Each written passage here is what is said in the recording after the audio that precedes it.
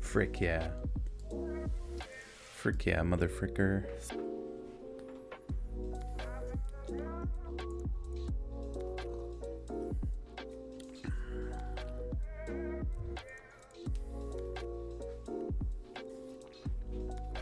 You made it. You made it. You made it. I've arrived. I've arrived. I'm going to read.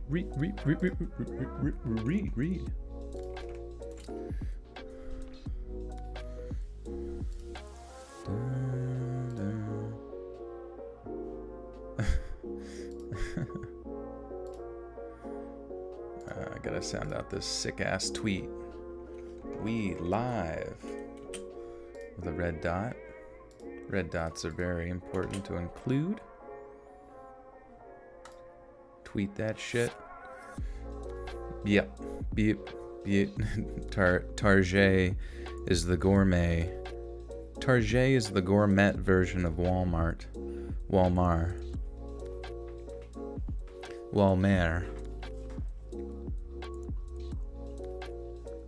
Almost 700k. I know, we are closing in. Thanks, Noah. Appreciate the fandom ship. This is the longest almost combo I've had all day. Well, welcome. Let's have a ton of almost conversation. You start to say something, then I start to say something, and then we all just kind of start to say something, you know? You've been waiting. You've been patiently waiting for me to kick this shit off, baby. I feel like I'm forgetting something, but I also feel like maybe everything's just exactly how it's supposed to be. In perfect order. Pretty boy. Hey, pretty boy. Hey, pretty boy. How are you? I'm great. How are you? Oh, I don't know. Thirsty, I suppose.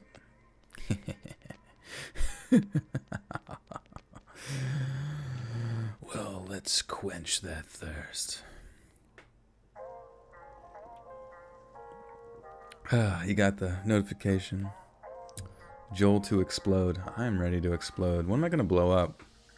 When am I going to blow up and be on Time Magazine as Man of the Year? Dude of the Year. Horror Narrator of the Year. Time Magazine. Stacy, please forgive me. You're forgiven. I don't even know what I'm forgiving you for. Cherry Tea says boobs. I've heard of such a things. Those mysterious warlocks. Guys, welcome to another dank ass stream. This shit's, you know, badass as fuck. As always. Really can't go wrong. Hey, Brittany. When you playing Cyberpunk? Yeah, so I actually bought Cyberpunk today, installed it very early, and you know, things were progressing fine. I finally kind of got into it a little bit. Also, I hope the mic's not peaking. Let me know if it's peaking or get too loud there, because I keep seeing it almost go into the red, but I might just be too hyper tuned into the specifics. I'll just scroll up and I won't have to look at it. Out of sight, out of mind. Garrett Wiseman with the 2 says, oh my god, finally made it to a live stream. Welcome, Garrett. We've been waiting for you. You finally arrived. Yeah, that weird symbol, I have no idea what it means, honestly. It's strange as heck, because it comes and goes, which is really weird. But yeah, so I actually got Cyberpunk. And it's cool. It's, you know, it's you can have a penis in it. That's a true story, actually. You can choose there's all sorts of options for your penis. You can have a circumcised penis. You can have a uncircumcised penis. You can have a small one, a default one, and a big old schlonger. Which obviously, you know what I went with. I went with the vagina. And so yeah, but it's pretty cool. There's a lot of character customization in it, which is sweet. And but yeah, so I was rolling. I don't want to spoil anything for you, but I ran into some hiccups where when I finally got out into the open world area, you know, I don't have the worst computer. I got like a GTX 1080, which is, you know, still middle of the ground, not too bad. Middle of the road, rather. Middle of the ground. It's dirt. But I went from getting like 80 frames per second to like 20. You know what I mean? And once I was getting 20 frames per second, it was just, it was unplayable. It was actually unplayable. Hugo, you're leaving. Why are you leaving, bro? Come back. But yeah, it was unplayable. And so I had to stop, and I'm just gonna like wait for an optimization patch of some sort. But it was a struggle to get going. Connor Thompson with the 2 says, shout out my fiance Holly Towers, much love. Well, shout out to you, Holly. Congratulations on the upcoming marriage. Communicate, as they always say. Dude, I got one of these like squeezers, you know what I mean, like for your grip. I'm fucking squeezing the shit out of that right now. You should just get one of them at your desk. Like, people have stress balls. Fuck that, dude. Get some like big gorilla grip right here, baby. What do I want for Christmas? I want to save the Republic. I don't, you know, maybe like some candy or some shit. Yeah, it's laggy on console, on PS4 and Xbox One, and I'm not sure about Series X and PS5, but a little concerning. Laura with the 10 says, hey Joel, now that I'm making more, I can donate more. How's life? Pat Pradeep for me. Loves you, been listening while work, clean houses. I put you on and just go. Thanks for helping me. You're welcome. Thank you. I'm glad that work is going well for you and picking up, and I really appreciate that. But yeah, Pradeep is doing superb. He's actually behind me in a fort of pillows. I felt bad. So my roommate downstairs, him and his girlfriend live down there, and they have another black cat. I think I've mentioned before. His name is Zorro, and it's probably as nice, if not like nicer than Pradeep, believe it or not. And it wants attention. You know what I mean? Like, Pradeep wants attention, but like he's kind of like picky sometimes. But this cat wants to get all up in your grill, which I enjoy, because I was just like laying on my back and he was laying on my chest and rolling around. He actually like kind of like nibbles on your hand, so you start petting him, which is really cute. But we brought Pradeep in, and whoa, it's your maker, aka me. All of you people who have asked if me and your maker are the same person, we are. And I am now typing on my other computer and account so I can have a conversation with myself. What's up, big dog? Architect with the 7 says, Sup, man, I missed the lives, been listening through Patreon. Oh, nice, yeah. I'm glad that Patreon is as engaging, because it doesn't have, like, the music and sound effects and stuff. Joel, this is important. If you look in the mirror in Cyberpunk, your penis disappears? Question mark? You know, I don't know why it would, but maybe it's like a vampire wiener. But yeah, so we brought Pradeep into the room that she keeps that cat, and the cat, like, it was funny because it like ran up just to like kind of do like a really playful type thing, wasn't even aggressive, but Pradeep got like super defensive and like hissing and stuff, and he just seems stressed out, which is funny because we've had cats there before. I mean, they pretty much acclimated to each other through like the door and sniffing each other, and they kind of thwat at each other under the door, but figured I don't really know how to like socialize cats and all that kind of stuff. It seems like a long process, but it was seemed kind of they weren't like throwing themselves into each other or anything like that, but it was just like a keep your fucking distance type scenario. We are all Winchesters with the 20 kroners from Norway. Says, how many hours do you read in a month? Shit, that's a good question. I mean, if I do 3 streams, let's see, 3 streams, they're all like 4 hours, 4 times 3, 12 times 4 weeks.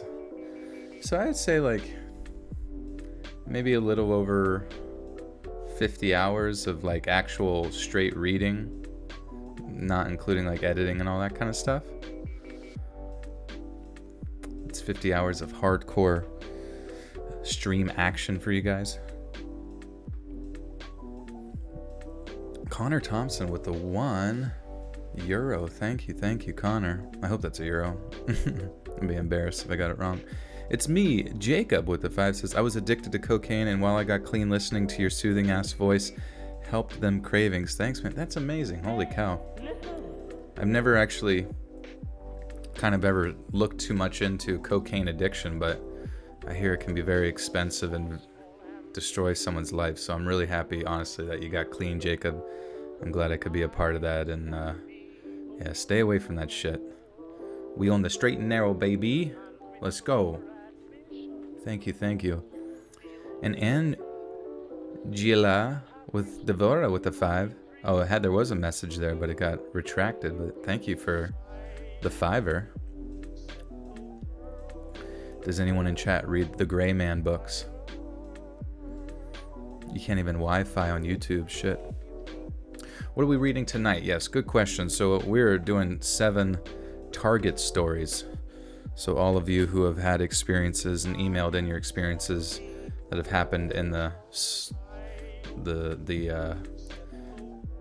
bougie Walmart of Target, we'll get to hear them tonight. The terrifying tale of going to Target and not finding a PS5. Nziffy with the 5 says, love your live readings. I'm cracking up at your jokes about flies not feeling your punches. Dude, yeah. They don't actually. It's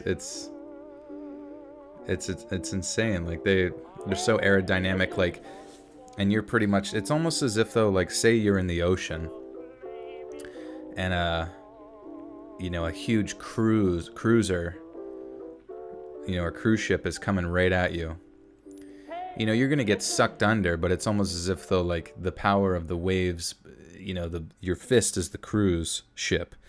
The air around your fist is the water.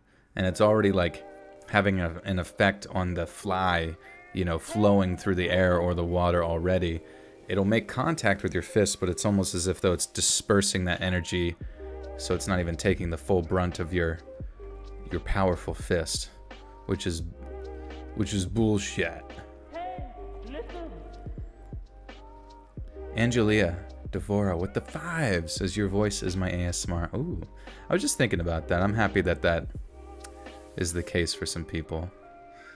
Either give them the tinglies or get them into sleepytown.usa. It's me, Jacob with the 5 says, super expensive. Yeah, geez, I can't even... I've never actually interacted with anybody that's kind of gone through that. Been fortunate. Other drug addictions, yes, but cocaine, no. I'd never heard much about it other than that, so I am happy for you. It's also really crazy, like, I remember seeing a small documentary just about how they make cocaine in, like, Colombia and stuff, and just the chemical process it has to go through. It's almost like purifying, like, gasoline and shit like that. It's fucking Whoever thought of that shit's like, must be out of their damn mind, bro. Like, yo, let's put this fucking... I found this white powder that I purified in gasoline. Who wants to snort it? Just nuts. Connor Thompson with the $5 says it's a pound. Okay. That made Holly so happy. Give her a little message so I can record it. She loves you so much. We listened to you for years. Holy cow. That's a couple's tradition right there. Well, Holly, I don't know if you're recording this, but Connor, thank you so much. And Holly, I hope you're doing well. I hope you're staying safe. I can promise you and I can guarantee you things will get better. And we're all going to be one big happy family here soon. Kick ass and snort gas. Just kidding, don't do that. The God of Pez with the 5 says, Joel, just got off of work, so if I pass out before you start, buy yourself a coffee or something. I shall, Pez. Thank you. Always good to see you. Thank you so much. I hope work went well. Hannah is back, and she has linked the Discord. Yes, if you guys would like to join the Discord, we're always happy to have you. More people, the merrier. It's a good experience. Get to know everybody here in chat who comes and hangs, which always makes it more fun. Also, follow me on Twitter. Follow me on Instagram. Twitter is @Let'sReadCreepy. Instagram is letsread.official. Horny computer for my meme page. It's top tier, top notch. Nikki Newman with the 2 says, vibes, baby, vibes. Let's go. Let's go. Joe's voice makes me go, squee! I remember one year I was dressed up as like Freddie Mercury for Halloween. It was a pretty great Halloween costume. Had a mustache and everything. And I just remember like being down in this people's basement that had a house party playing Pong. And me and my friend, you know, were like, for whatever reason, we just kept yelling squee, squee, like as loud as we could while playing. Like whenever people would shoot their Pong balls, we just yell squee. And that, you know, it was a transcendent experience. The devil's lettuce is the best thing I've ever heard happen to me. The devil's lettuce. The devil's salad. Satan's salad. That'd be a good one. Are you guys smoking Satan's salad? A neighbor of yours was caught growing the devil's lettuce. We had no idea. I feel like it sucks. I don't know. It sucks like you're just like casually trying to grow some weed and like somebody just... I can't wait till it's just like completely legal everywhere you go on Earth. It's such a silly thing that it is so considered so poorly. And boom goes the dynamite. Appa just scratched me. Thank you, Aileen. He is your maker? I am. Confirmed, I am your maker. Your maker is me. We are one and the same. That's not true, by the way. Garrett Wiseman says, I watched all seasons of The Office because of you. Really? Okay. I'm actually... That kind of makes me proud, actually, because I feel like The Office, for a lot of people, is like borderline religious. Like, you can't criticize it, and anyone who gets into it will be addicted to it, I promise you. Not everyone, you know, but it's just one of those shows where you just... I find myself, like, just feeling so content when I watch it, and just no matter how many times I've seen an episode, like just copying the mannerisms, like it's so quotable. It's so quotable. Why are you so easily entertained right now? I don't know. You must be feeling giddy. The moon's, the rays of the sun, the ions from the sun, the solar winds are reflecting directly off the face of Mother Moon, shining down uponeth thee, permeating through the skull, mixing with the 5G in the air, and just making you feel all sorts of giddy. Can I do any impressions? Not the best, Adam. It just depends. sometimes, like, the impressions, if I do them during the stream, they just kind of have to come. Have you seen the movie Tenet? No, I saw it advertised a lot. A lot of, I feel like the movie industry is kind of taking a stick to the bum because, obviously not as many people are going into a public space. I remember me and my friend, like, we talked about, this is everything's prior to COVID. But it was like when you go to the movies, it tells you when to, like, in your cup holder, you have a cup holder that's full of goo, and you're in a movie and it tells you, like, it prompts you when you should be touching your goo. I don't know exactly what scenario in the movie you would have to finger or, tactilely experience goo, but, we just figured if there's like a cup holder full of it, you might as well, include it with the 4D experience. We're skipping 3D, we're going right to 4D, but to transition people into it, we're just going to do, cup holders full of goo. Okay, everyone, touch your goo. I think that would go really, really well now that everyone on Earth is a germaphobe. Touch my goo, baby. Yeah. Take a goo, leave a goo, Before you leave the theater, make sure if you're going to take that goo with you, make sure you leave some goo next time you come back. Cheyenne Dory Bob with the 5 says, is it weird I try to take my time cooking with your streams? You help me hyper-focus and just cook. Thanks, you're welcome. Let's get focused, baby. We got spatula in hand. What are we making? Pancakes at 8 at night? Let's get it. 1, 2, 3, flip. 1, 2, 3, flip. Ready, flip that pancake.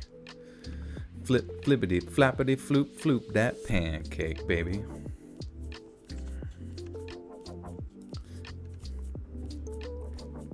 My goo was stolen.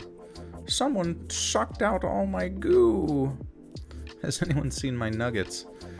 Alright, my friends, well, that was a quick 20 minutes, huh? Blasts right by. But, we are going to kick this off. I always appreciate you guys liking the stream, sharing the stream wherever you exist within social media, Facebook, Twitter, Instaslam.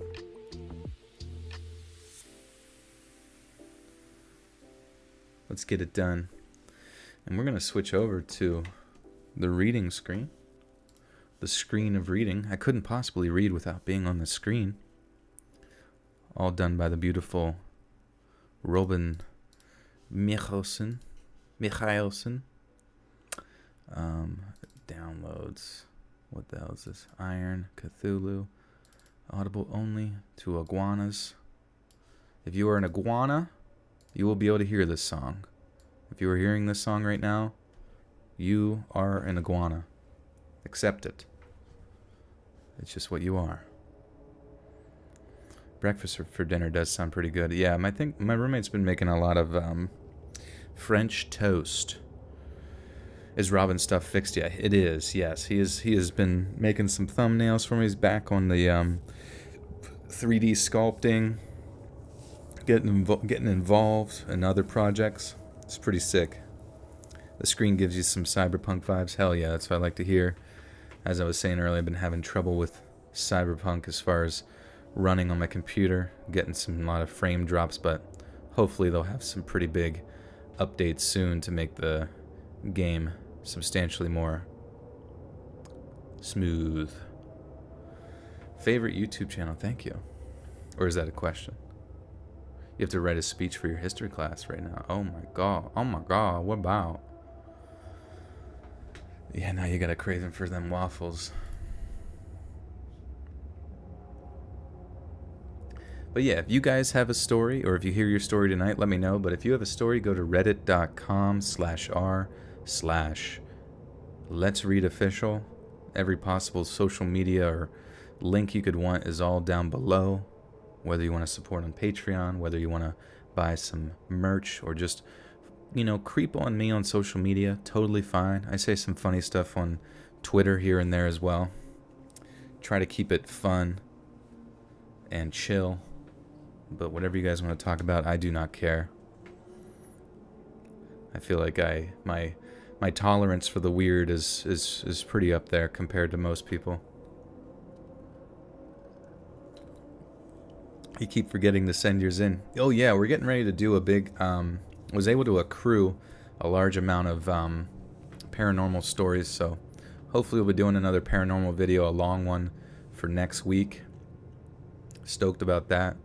It's going to be litty titty, so stay tuned. How much do you have to donate for me to write your final essay? Well, just depends on how many words we got to do. Maybe we can, you know what we could do? Everyone in the chat, just if you just type a word after the person before you, and we'll just, artificial intelligence, hive mind, write this essay for you right now. Easy peasy. Just copy every one of those words as we go along, put them into a Word document, hand it in. I think you're guaranteed at least a B-.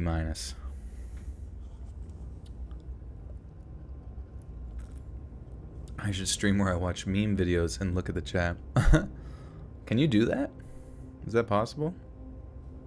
6 pages. Oh my god. Oh my god. That essay on X Game Mo. The topic is social psychology. Go. Okay. First word. Society.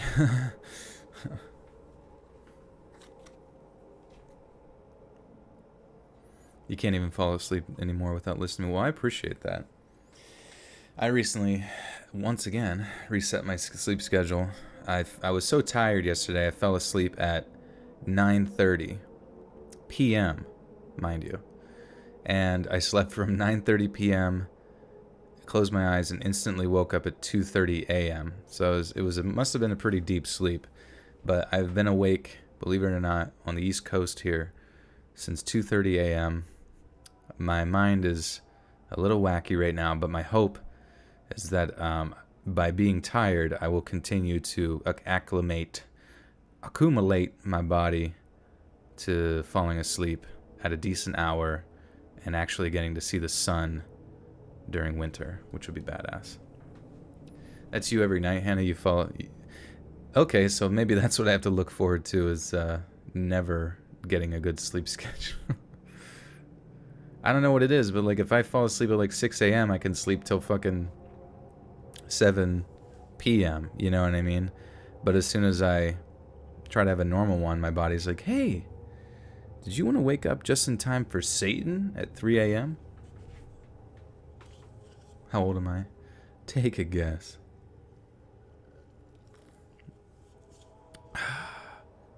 All right, let's do it, baby. Like I said, we got 7 stories from Target, the department store. Hopefully we will represent them in a good light. Get Blackhawk curtains. I do have those. I got those because I work night shift, but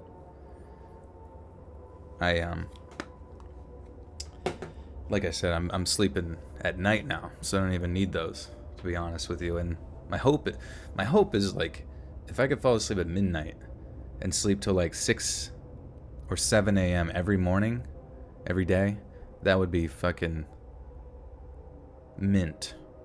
That would be mint condition Charizard right there. Red Moth's not waking up. Do you guys? Someone was saying, someone in chat was saying that when you take Benadryl, it's correlated to dementia.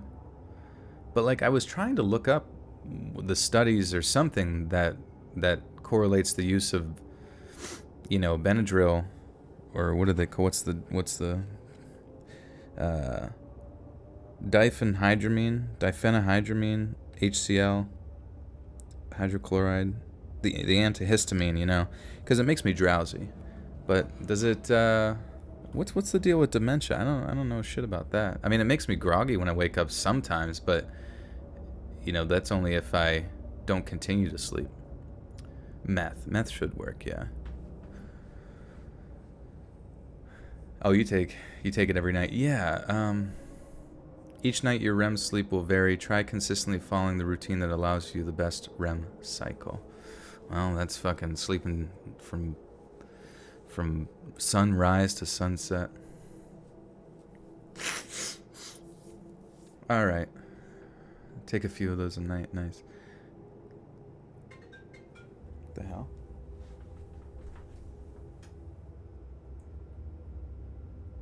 That's weird. Shit. I normally don't have to turn off my phone, but people are gonna call me. It's kind of awkward. Sorry, very unprofessional of me.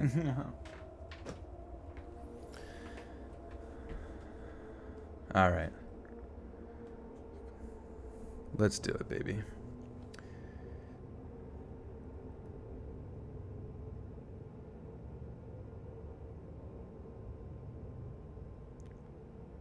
I had a seasonal job at Target last year. Every year, they bring in new people during the seasonal times to help with all of the chaos of the spending season. It's pretty standard. Just about everyone was doing this. It just happened by chance that I was doing it at Target. I think it's actually funny. I don't think I've ever actually been to Target until that job. But anyway, it was actually a night shift position. I would come in and start working at around 4 a.m., and that was one of the crucial times to get stocked up on stuff for the big shopping rush that day. Now, the way we did it was we would get a shipment off of a truck, and all the supplies would go into the back. We did that as fast as possible so the truck driver could get on with his next stop. Those guys were always in a rush, and once we got the stuff in the back, it was up to our team to get it all organized and stocked. And that was all fine and dandy, pretty standard procedure. Now, there was normally a good number of people who worked this shift with me, normally between 4 and 5 of us, with the manager somewhere else doing whatever else managers do, but here was the situation. The layout of the store was a little weird. We had so much room in the warehouse area for all the supplies, but sometimes it would be too much, like drastically overflowing. And we had this other room to put some of the stuff we just couldn't fit anywhere else. It was a weird situation because that overflow room was not very big. I think it's used to be... Whoops. Someone's got to keep track of mistakes. Target is the only place where I can find Ben & Jerry's pumpkin cheesecake ice cream. Damn, that sounds pretty damn good. Thank you, Monica.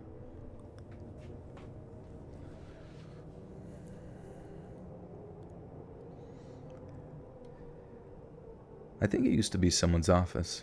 I don't know what happened there, and I don't really care either. That was the job.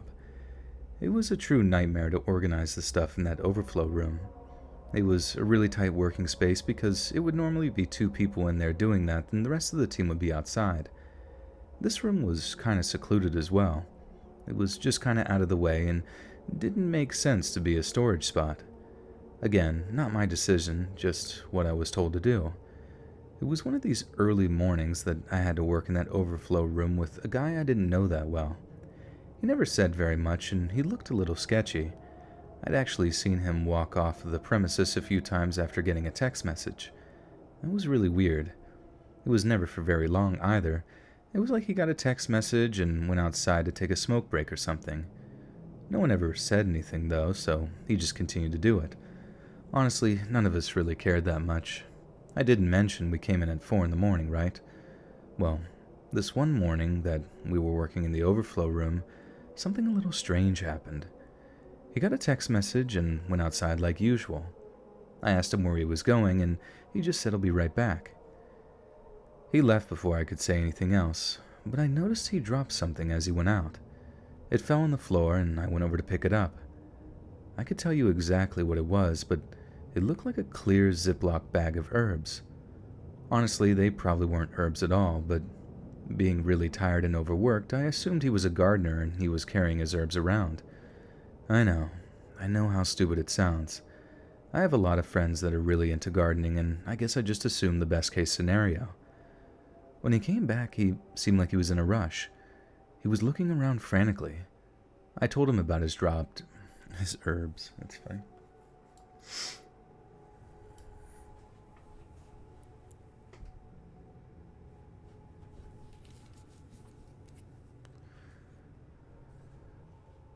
told him that he had... sorry, this sentence is where I told him he dropped his herbs. You guys love herbs? Kind of bunch of herbivores. I told him he dropped his herbs. I pointed to them on a table in the room, and that was when he got really aggressive with me.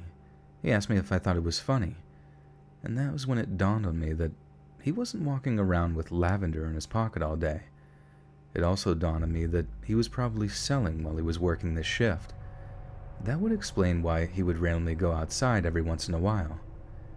He threatened to kill me if I said anything to anyone, and I was honestly scared to death. I didn't know what to do. Looking back, I probably should have told my manager and called the police right then, but I never really had to deal with anyone that was a criminal or anything of that sort. Of course, I didn't say anything to anyone, but now every time that I saw him, he gave me a weird look. We'll just call him David for anonymity's sake. And that wasn't his real name, but it'll work. Over the next 2 or 3 weeks, I started to observe David a little more closely. I paid a lot more attention to what he was doing and what he was looking at and how he was behaving. And after that time, I realized a few things about him. Firstly, he was definitely a drug user himself. I couldn't tell you what, but my guess is that it was something pretty hardcore. He would talk to himself like a crazy guy once in a while, and other times he would just completely zone out like he was in a different planet. The other thing that I noticed about him was that he was very unstable. Sometimes he would get really upset over very minor stuff. There was one time he screamed at the top of his lungs because his shoe was untied, and other ridiculous things like that. Now, while all of this was going on, I was still living my life. I still went for runs at the local park, and I made YouTube videos in my free time, just for fun. I tried to forget about the whole situation with David. That was until I saw David at the park where I always ran. He was sitting on a bench, staring at me dead on. I stopped mid-step. That was the scariest realization ever, because it meant that he was stalking me, and I didn't know what his intentions were. I didn't know Lao Long. The God of Pez with the 5 says, interrupting the first story because I want a calzone. Damn, calzone does sound pretty good. Just take a pizza and staple it to, like, wrap it in half and staple it. Easy peasy. Or, like, take it, kind of roll it into a cylinder and then, use a rubber band to hold it in place. Should pretty much get the job done. Paranoid because of all the weed, man. I didn't know how long he'd been doing it or why. I just knew that I was in danger. I kept running and played it off like I didn't notice him. But oh boy, how could I not? Then there was one morning where it all went down. I showed up a little earlier than usual. I was always on early bird and I just hated being late. I was there about an hour before my shift started. Must have been about 3 or so. I was chilling in the parking lot listening to a podcast on my phone, and that was when I noticed someone pull up behind me. I parked kind of far away from the store to not take up parking for the customers throughout the day. I just thought it was unusual for someone to park so close to me when there were spots everywhere else. My heart sank. The person behind me turned on their brights, and that was when I knew it was David. My fight or flight kicked in. I turned my car off and sprinted to the store as fast as I possibly could. I knew the employee would be open and I would be able to get to safety there. David started driving after me, like trying to run me over. He probably would have gotten to me too, but there was the spot where it was a line of trees in the parking lot. I ran to the other side of the trees when I noticed that he was driving and he couldn't really do anything after that. I got inside and screamed that I needed help. Surprisingly enough, my manager was there. I explained the situation to her and we called the authorities. Whoops. I don't know why I said authorities. It sounded fucking weird. We called the authorities.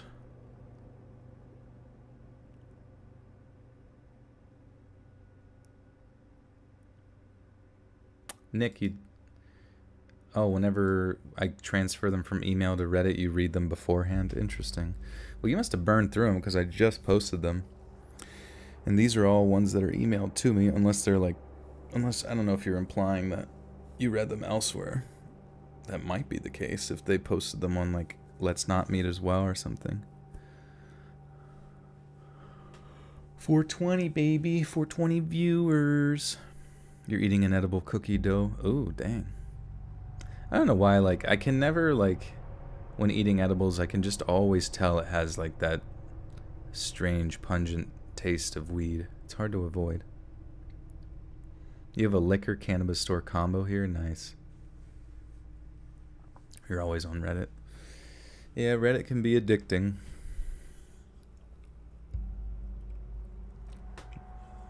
Quite addicting.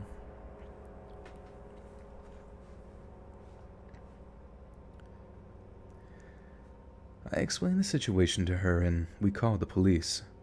She locked the employee entrance and we waited until the police gave us the okay. Obviously, David had booked it. The cops couldn't find him either. He wasn't at his apartment. Apparently he gave the wrong address when he applied to work there. I guess they don't check the seasonal workers very thoroughly at Target. Hopefully they do now. And that was the story of how I almost got messed up working at Target last year, and if you're wondering, I don't plan on applying again this year.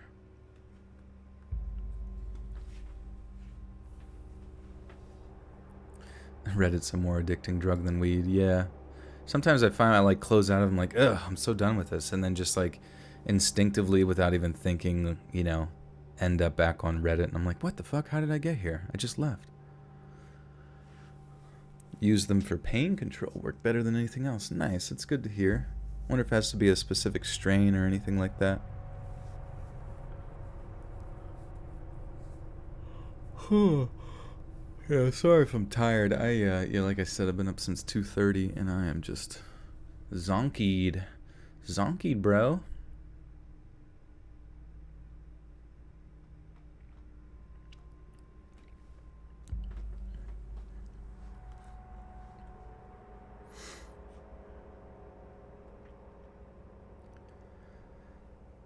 Target was my favorite place to go shopping.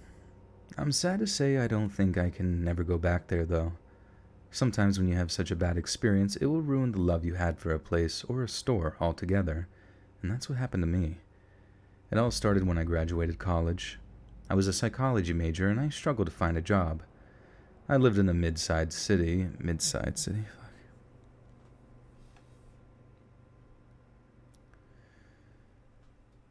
I lived in a mid-sized city, and I need to highlight where I'm at on here because I'm fucking lost. I'm fucking lost, mate. You've been waiting 2 days to get that damn Discord link. That damn Discord link. Oh, where's Fry? Is Fry even... Oh, there he is. Sorry, Fry. I didn't even notice you, my dude. What is poppin'? Where do you get laughing gas? I guess probably like the circus, because there's clowns there. And they make people laugh, you know, with gas. I think they use gas.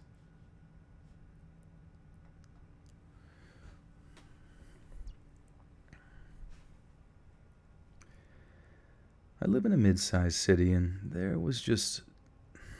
I live in a mid-sized city, and there just wasn't anything appealing to me. There weren't any jobs in my field that I could get. The only psychology job I could even find wanted 10 years of experience. So I had to take whatever job I could get. I ended up working at some funky call center, and I say funky because it really was a complete dumpster fire every single day. The managers had no idea what was going on. My coworkers were some of the weirdest people I'd ever seen. Most of them didn't have a college education either, which made me feel really bad about myself. I had some really low confidence during this time, and I felt like a failure. I still lived with my parents and had a massive amount of student debt, and I was working at a call center making minimum wage. I had also let myself go during the last few months of my senior year in college. I was really stressed out trying to pass. I just didn't have time to make salad or go for runs anymore. I was feeling really down there for a bit, and this is where James comes in. He was a really weird guy that worked at the call center too. He had a goofy-looking mustache and was a bit of a creep. I definitely saw him checking me out a few times, and I even saw him look at other girls too. A little pervy, but I couldn't expect anything less from a place like this that I worked at. Oddly enough, James was the only guy at this place that was ever nice to me. Everyone else was so miserable to be there. James had been hired a couple of weeks before I got the job there, so I guess it just didn't have enough.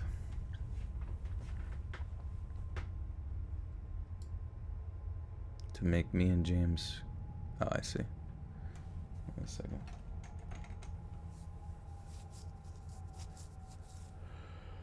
Call centers make you hate people. Oh, yeah. I would.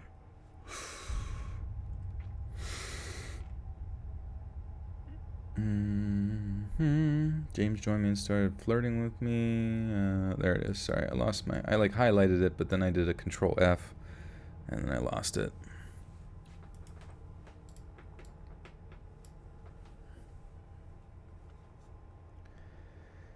James had been hired a couple of weeks before I got the job there, so I guess it just didn't have enough time to make me and James completely miserable yet. There was one time when I went out for a smoke break. James joined me and started flirting with me. He definitely had his problems, but there was something about getting a little bit of attention that did kind of make me feel special. I was always a very introverted person, and I hadn't had a boyfriend in over 2 years. It felt nice to be noticed. It wasn't long before we exchanged numbers and started talking a little bit outside of work.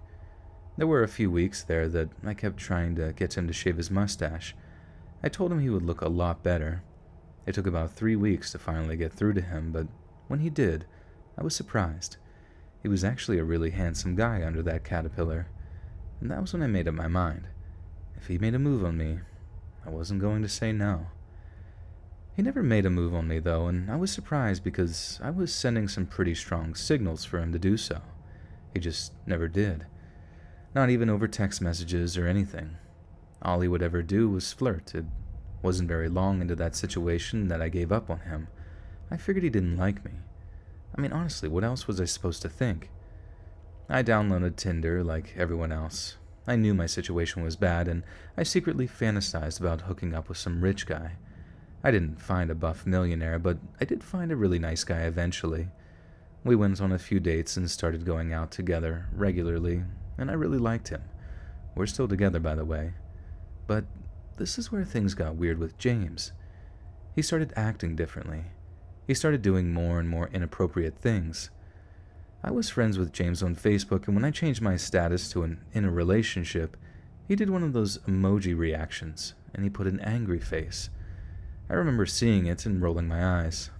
Typical men, I thought. They don't want you until you have someone else. Now, something James would always do with me is send slightly naked pictures. It wasn't like full frontal or anything like that, but he would take racy photos of himself getting out of the shower or changing and things like that. That was okay when I was single, but he just didn't stop. And these new pics were much more revealing, if you know what I mean. And I kept telling him that I was in a relationship and he couldn't do this anymore. He just wouldn't listen. He always said that he forgot, and I knew he was doing it intentionally. Things also got really awkward at work. There were quite a few things that he would do that were just freaky. For example, pens started disappearing from my desk. I didn't think anything of it at first, just that I was being clumsy. But one day I happened to walk by James's desk and notice all of my pens. Oh, I see. They were on his desk. Sorry. Slightly naked. Just slightly naked. Slightly naked. Yeah, you gotta block him. You're gonna block his slightly naked ass.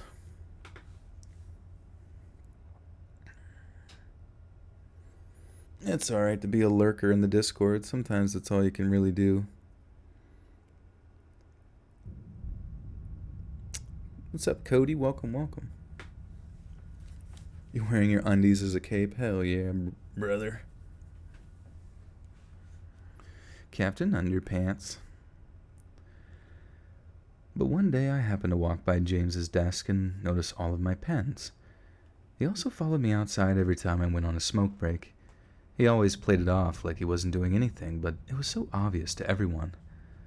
Well, it was around the 6-month mark of me working at that funky call center. I had my performance review and I got a raise. Fuck, my voice crickety cracked.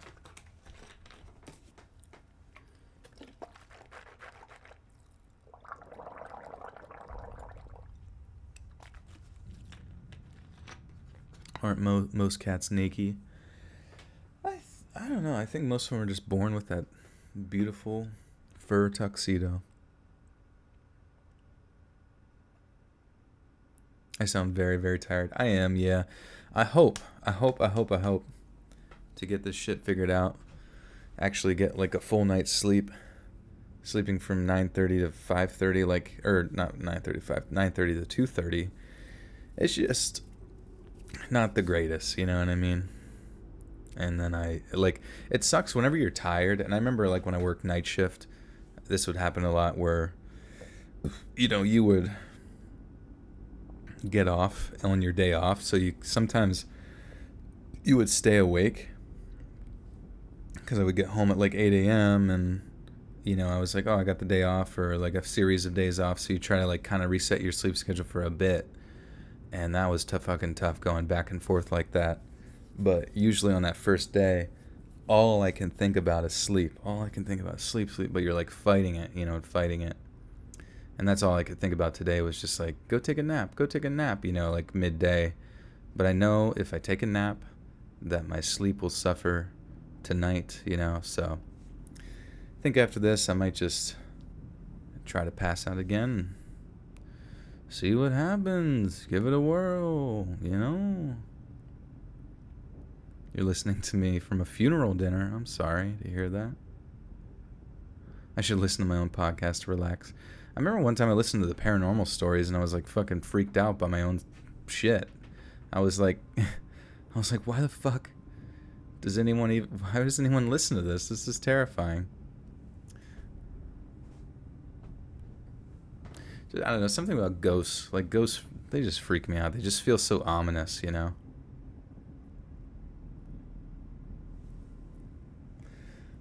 I got an extra $1 an hour when it was all okay. Well, it was around the 6-month mark of me working at that funky call center. I had my performance review and I got a raise. I got an extra $1 an hour, which I was pretty happy about. I had a few $100 in savings and decided to treat myself to my favorite store, Target. I remember making a self-congratulatory post on Facebook about it. I even mentioned that I was going to treat myself to some new sheets from Target. I remember getting comments from some of my friends and former classmates. They all congratulated me and I was really excited. Sure, I had a stupid job, but I was making the best of my situation. I remember getting to Target at about 6 or 7 on a Friday night. I went alone. I walked into the store and went over to the bedding aisle. I really wanted to pick out the best sheets for me. I am a little OCD about fabric and how things feel, so I was running my hands across the sheets to find the one that I liked the best. That was when something unexpected happened. I felt a kiss on my neck. I had been so wrapped up in feeling sheets that I didn't even notice who was behind me. I immediately thought it was my boyfriend. I mean, who else would randomly kiss me in public, right? Well, you guessed it. It was James. I turned around after he kissed me, and I was smiling. But my giddiness turned to disgust when I saw that it was him. My stomach dropped, and I wanted to scream, but I just couldn't bring myself to do anything. More of me was in shock than anything else. I know I must have looked so repulsed, but that didn't stop him from pinning me up against the aisle rack and continuing to kiss me. He shoved his entire tongue down my throat. It was honestly disgusting. This probably went on for about 3 or 4 seconds before I finally snapped out of it. I pulled my head away and slapped him across the face as hard as I could. I told him that I never wanted to see him again. I fell down onto my back and I just sat there telling him to please leave me alone. He stood there, though, looking down at me, smiling. James was a really freaky guy. He started getting on top of me and kissing me again, and that was when I finally screamed at the top of my lungs. Someone who must have been in an aisle over or two overheard and came running. It was a man who looked like he was in about his 30s. He was in his 30s. James, the woman has a boyfriend. Jesus, Louisius. Oh, Vixa, you see that like bited off comment, and I just remember this one fucking video where, oh, it's so gross. Like, I think it was, like, what the fuck's it called? What is it called? Oktoberfest. Sorry, yeah. In Germany, the Oktoberfest, where like that shit looks wild. Where it's just like huge halls, like fucking concert halls of or like food courts full of people just getting drunk as fuck, like beyond shithoused. And like the pictures you've seen afterwards, where like in the morning they're all just scattered, like passed out near each other, just like hundreds of people just passed out in this public area. Like, it's insane. It looks like a lot of fun, honestly. But the one person was yelling in the other person's face, and then it was like this drunk as fuck girl and drunk as fuck guy, and then the guy's like gets in her face and starts yelling, and then the girl just fucking bites his lip, like just attaches on his like lower lip and starts like pulling like as hard as fuck or something like that. And I think he gets away, but it's just like the amount of like pressure it looks like it was putting on his fucking like lip, like looked like it was like she was going to take a fucking chunk out of it, you know what I mean? And I was just thinking like, Jesus Christ, man, that would be the worst fucking experience of all time. But yeah, it looked absolutely terrible. Whoa, it's me, Jacob, with the 20 motherfucking big ones, the big dono of the night here. Says my B-Day is on the 16th, so here's 20. Happy B-Day to yourself. Jacob, thank you, man. Yeah, I feel like we should be doing that in reverse, but happy early birthday here in a couple of days. What day will the 16th be on? Let's see. That's on a Wednesday, so there will be a video coming out there, so please do comment, and hopefully I'll remember. Maybe I can even pin your comment in celebration of the birthday. Everybody say happy birthday, early birthday to Jacob there. But yeah, I don't know. That for some reason that looked like a fate worse than death. Just some chick like essentially making contact between the two edges of her teeth on your fucking lips. And you know what I think, actually, looking back on it, and maybe I'm just making it worse as a fake memory in my mind, but bro, like, I'm pretty sure she actually had a hold of both fucking lips. Like, to the point where you imagine your face is pinned to someone biting you and pulling at the same time, and you can't, you're trying to break free, but there's just like nothing you can fucking do, and like there's a chance you could be essentially losing some of the most important skin on your face. Fucking birthday lips, yeah. Maybe that's, yeah, who knows, maybe that's a German tradition over there. I'm just not culturally enriched enough, but it was a man who looked like he was in his 30s. He ripped James off of me and threw him against the wall. After that, James took off.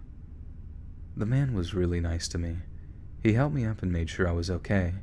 He asked if I wanted to call the police, and I was so shocked I just told him no in the moment. And that wouldn't be the last time that I saw James. We still work at the same... Jesus. We still work at the same call center, and my God, it's pretty awkward. I know he still creeps on my Facebook, and he looks at me all the time. I'm honestly not sure what to do about it. I haven't even told my boyfriend about what happened, and honestly, I'm kind of afraid to. But I seriously might have to, one of these days.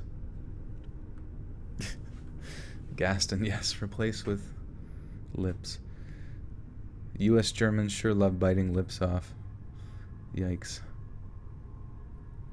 Ugh. Oh man. I was just thinking, imagine like if, I don't even know. Imagine what people do to each other during like war. Like you say you're like a POW. Just fucking someone just, I don't know. They're just drunk as fuck and they decide to just like bite you to death. Sorry, I'm thinking of some pretty messed up shit.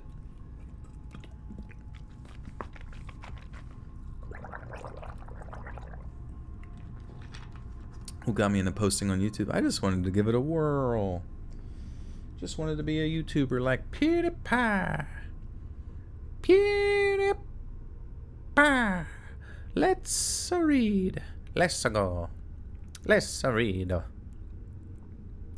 Yeah, at least he didn't bite his balls. I don't know. I almost feel like I'd rather have my balls bitten than fucking my lips. Because at least that, you know, you can hide. And dogs have their balls removed anyways, so you could just have, you know, you could just get, neutered afterwards, you know, outside, if need be. Like if she mutilated them to the point of neutering you, you know, you could just do it all the way, and then no one would ever care. You know, I feel like balls don't really have much use anyways, you know what I mean?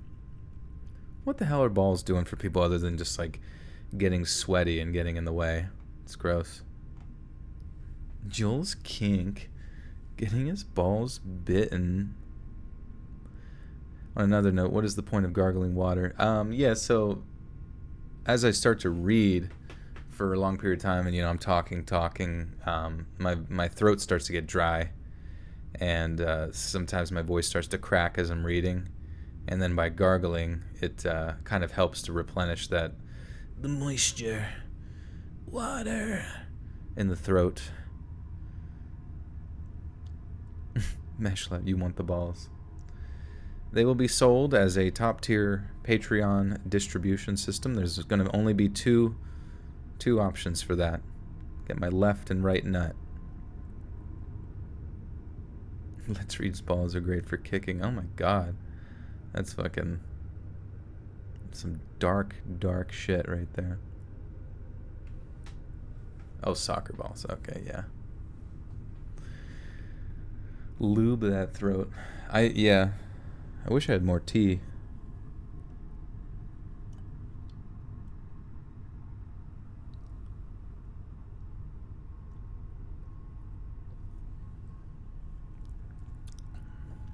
Auction them off. Make it OnlyFans. What would I even put? Like actually, like what would I put on an OnlyFans? Would I have to just like read schmut and stuff like that? And are you allowed to promote your OnlyFans on like YouTube? Does anyone know if there's TOS against that, like linking people to an OnlyFans? Because if that's something that like hurts my YouTube channel, that would be really, really lame. I guess I could talk about it during the streams, you know, and like maybe it would never know. But does anyone even like here like browse OnlyFans? Is that like something that people just like kind of actually go to? Because I've never been to it. I feel like it just seems like a massive waste of time unless there's like some major content creator that you want to, you know, see their toe pictures or whatever the fuck. Hey, listen. You want to see my hands? Only hands. Marie with a 5 says, hi, making my grand entrance. Hello, everyone. Enter the building covered in gold. Doesn't Belle Delphine do that? Does she do a hand reveal? Only doing her toes and hands? I could also sell telegrams. Oh, yes. I actually just did a little bit of a telegram for some, you know, a subscriber's girlfriend's birthday. So that was cool. Why would you pay to see pictures? Yeah, exactly. Unless it's like they're a very coveted, you know, creator that you're like, oh my god, I really got to see Pokemon's booty or some shit like that, you know. But outside of that, I don't know. Joel, don't underestimate horny boys. They'll pay anyone's content, famous or not. You sound like you're talking from experience, Liz. Is this true? Only hams. Only for piggies. I used to be in a really bad place. Fuck. See, right now my voice just cracks. I talk too much and then it cracks. And I think I've just been awake so long that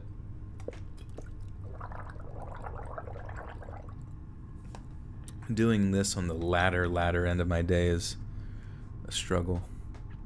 Struggle bus.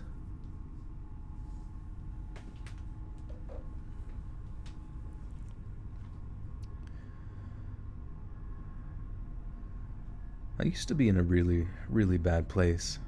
I had struggled with mental health issues from the time I was in middle school, mostly depression and anxiety. You know, the usual culprits. I had been working in a Starbucks as a barista. The Starbucks was actually inside of a Target.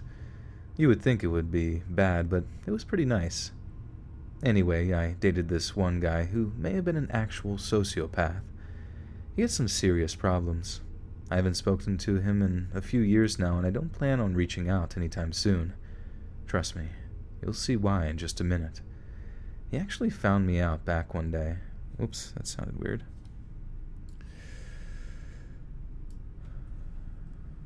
Let's read.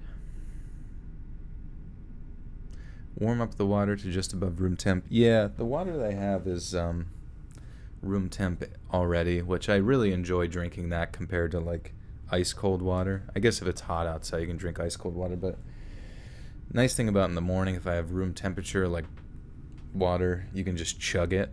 Sometimes I like to just chug about like maybe 8 to 16 ounces of water. Something about it just kind of like replenish, you know, you just feel replenished a little bit.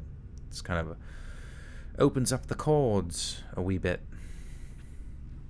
Oh, you like Starbucks and Targets? They're cheaper. I did not know they were cheaper. That's cool. He actually found me out He actually found me out back one day. I was behind the store. I said I was going on break, but I really just needed to go and cry for a little while. I was feeling really overwhelmed and depressed. I just didn't have anything to look forward to in my life at that time. I remember looking up at him. I could barely see him through the tears in my eyes. He started talking to me, and he was really...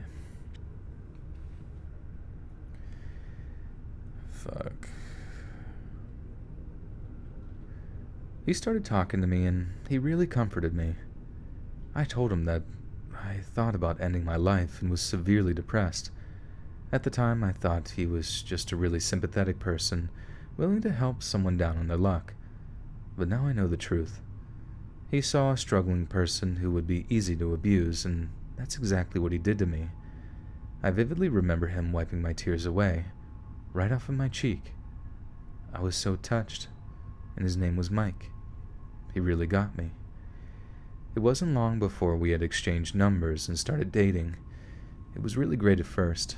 That honeymoon part of a relationship was so great, but the honeymoon phase doesn't last forever. And when I started to see him for who he really was, I got afraid. I noticed that he wore a mask, and I don't mean like a costume. He would pretend to be someone that he wasn't. He literally faked a personality. There were a few times that I was at his apartment and he would just start acting really weird.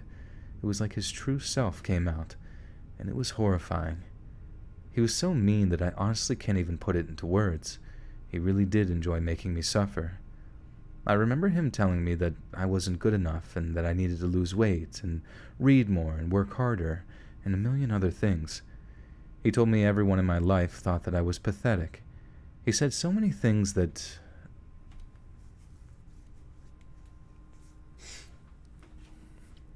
Let's Read Loves is a bunch of gargling, vacuuming, and therapy. Oh boy, yes, sorry, I am not full of energy tonight. I used to be a barista and now I just make all the coffee at home. That's cool. I remember telling him that I wasn't good enough, and I remember him telling me, and he told me everyone in my life thought I was pathetic. He said so many things like that. Oh, I see.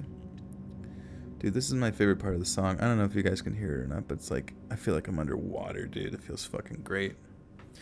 Architect with the 7 Canadian maple syrup dollars covered in syrup, covered in dripping syrup, covered in sweet, sticky syrup. Your money is.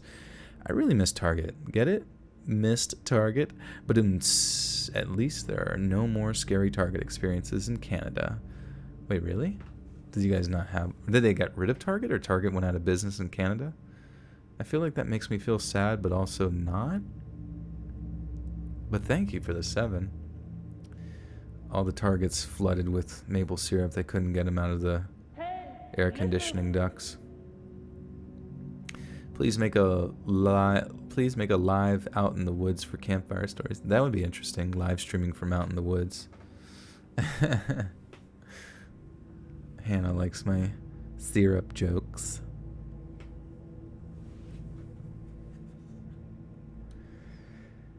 He said so many things like that, and I honestly couldn't stand it.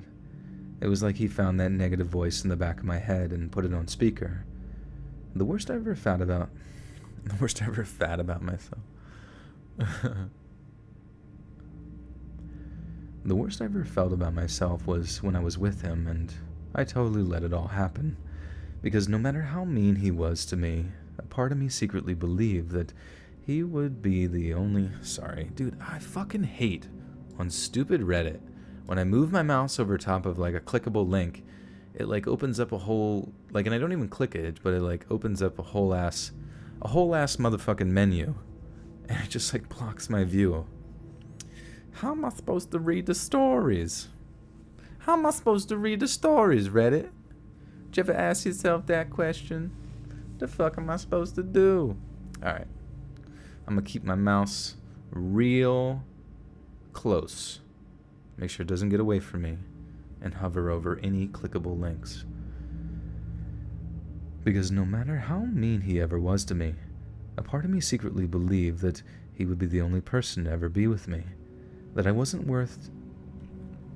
Fuck, man, I need to get on a new level. I need to get on like a gamer level. I need to be a gamer right now.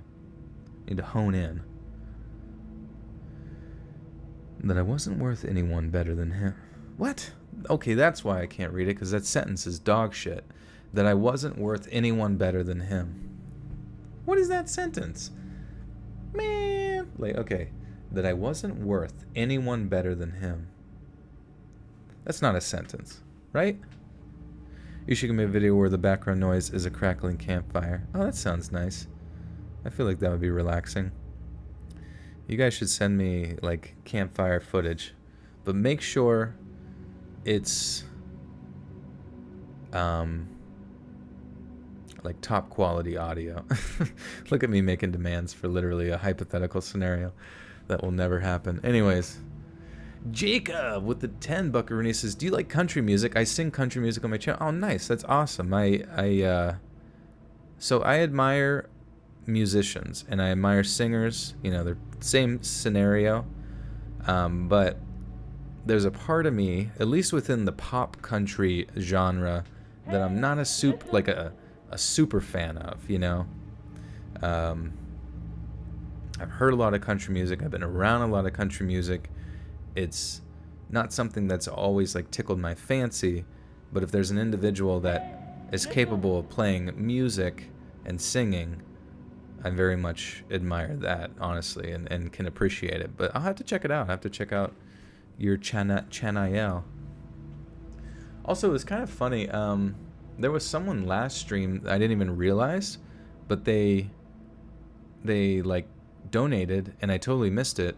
But then I saw that they had plugged their channel in the chat description. So I think YouTube hid it.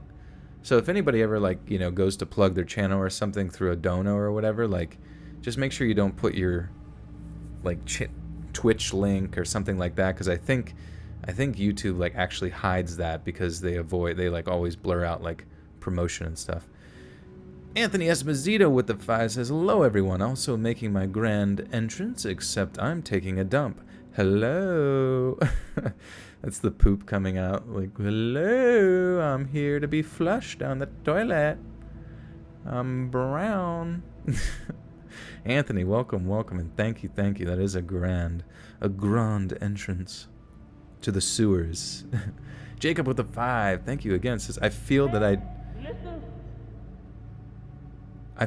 didn't like pop country all that much. Yeah, well, that's the thing, is I know that there's a lot of like variations to the different genres.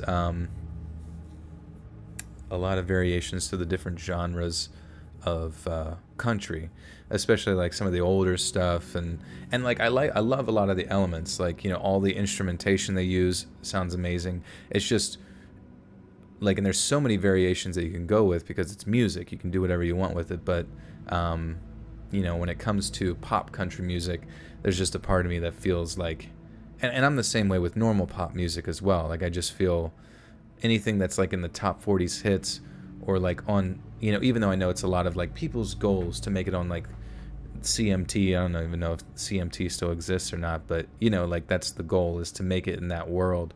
But a lot of that kind of music, sort of, it's like mass produced, you know, sort of algorithmic concepts within country music tend to make me feel mildly nauseated, you know. But that's not to say I don't appreciate music as a whole. On the whole, I appreciate music as a whole. Can I sing for OnlyFans? Yeah, I guess in like the $1,000 tier I could. $1,000 tier. You get to see one pube. That I wasn't worth... Oh, fuck, I remember this sentence was dog shit. Fuck. That I wasn't worth anyone better than him. I'll just say the sentence. I think people will get it. Do I like gorillas? I do like the gorillas. I think they're pretty cool.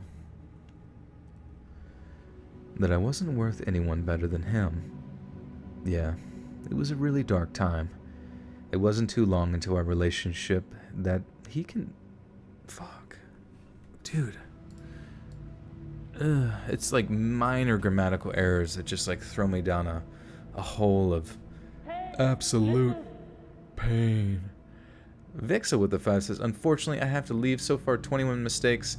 I hope you have a nice night and get some rest. Thank you, Vixa. I shall do my best. And I hope you have a good night. Hopefully someone can pick up where you left off with the 21 mistakes. Keep it rolling. Wait, guys, let's all pull in $1,000 for that tier. I guess that would make sense. You'd have to make one account, though, that distributes it. That'd be hilarious. And then you just send that out to everyone for the pube pick. Lila with the 2 says, I like your beard. Thank you. Thank you. You can hear me scratchy it. It takes forever to record an hour video. It does sometimes. Especially if I'm bullshitting so as much as I do. Did her boyfriend work at Starbucks with her, the sub? I think he worked in the Target and saw her out back or some shit, I'm pretty sure. Pube pick? Pubes?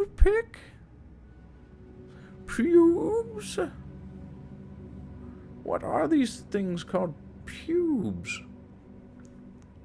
A leaf ass as well. What's a leaf ass? Is that like... You got a beard? I do got a beard.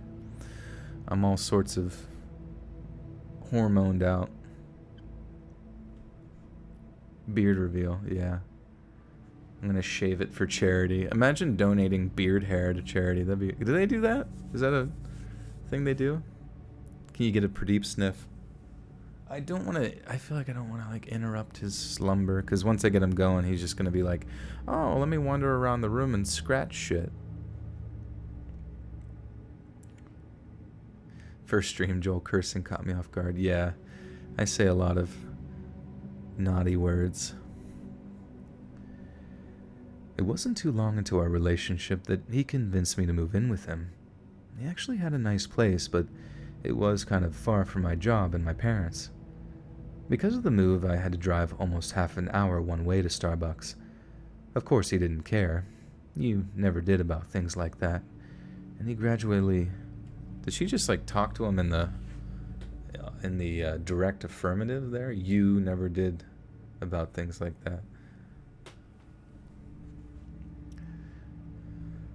Of course he didn't care. He never did about things like that. He gradually isolated me from everyone in my life. He did it one by one. He started with some of my friends, and I might mention that I wasn't very close to them to begin with, but any contact with anyone other than him was a threat.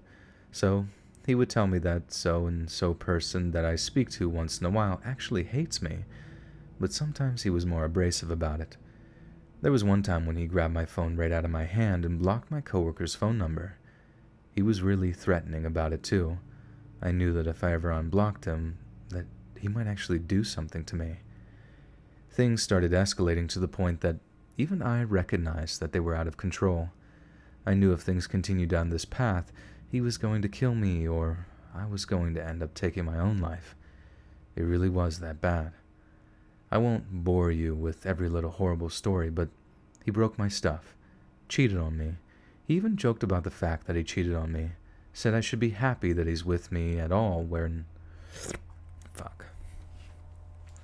Fucking hell, mate.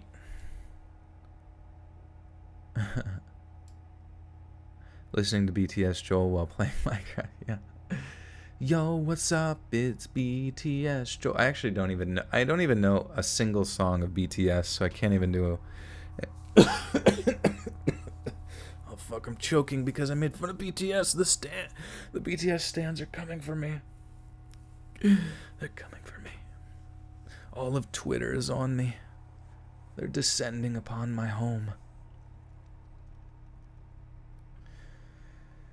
Said I should be happy he's with me at all when there are so many other great women out there, and all kinds of stuff like that. The day I realized I had to get out, I was... Dude, it's just like little grammatical errors just fucked me up. The day I realized that I had to get out was really important. I didn't really have anywhere to go, though. Mike basically forced me to break off contact with everyone, and he regularly checked my phone to make sure I wasn't speaking with someone who I wasn't supposed to. I reached out to my mom while I was at work, borrowed one of my coworkers' phones and gave her a call.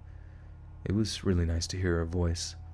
I explained as much of the situation as I could, and she said she completely understood and that she was more than happy to let me move back home. That was a really touching moment for me. I walked out that night because Mike was out. I was able to pack my stuff and leave without ever having to say anything. He probably would have gotten me to stay somehow, said the right words, made me feel like everything was going to be okay, the way he always does. He didn't appreciate the fact that I was gone. He was mad. He started showing up at my job a few times a week. He would always try to talk to me, convince me that things could get better. He said that he would change me and... Whoops. Fuck. Lila with the 2 says, I like your burps. Thanks. I like your burps, G. But. Anthony Esposito with the $5 says, Ron Swanson Yule Log. I don't think I've seen that episode, honestly. I need to watch more of... what the fuck's the show called? It's not Community. It's not The Office. It's... What is it, guys? Tell me. My brain is broken and I don't watch the show to remember.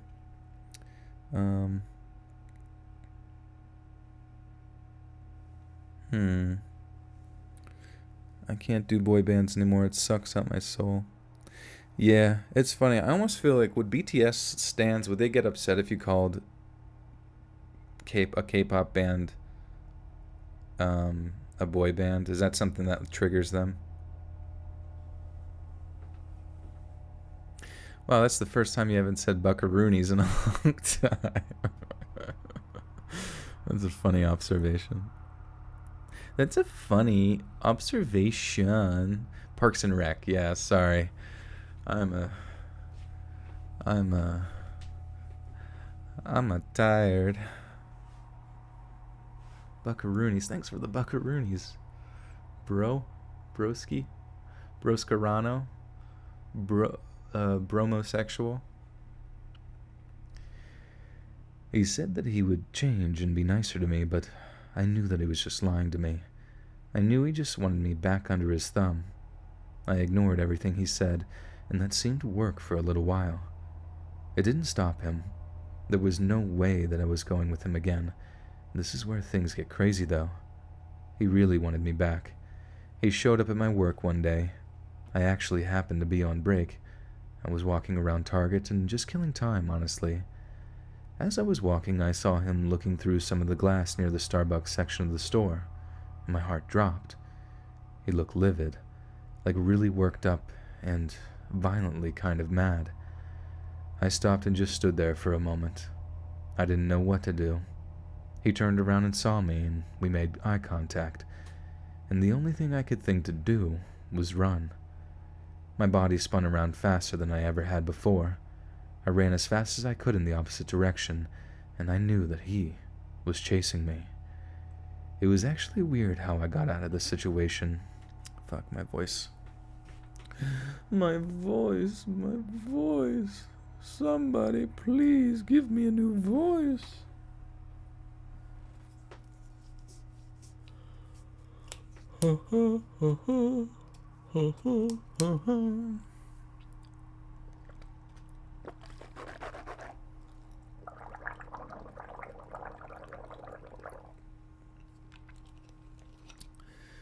Joel, what should I do right now? I have ADHD and have trouble making decisions on my own.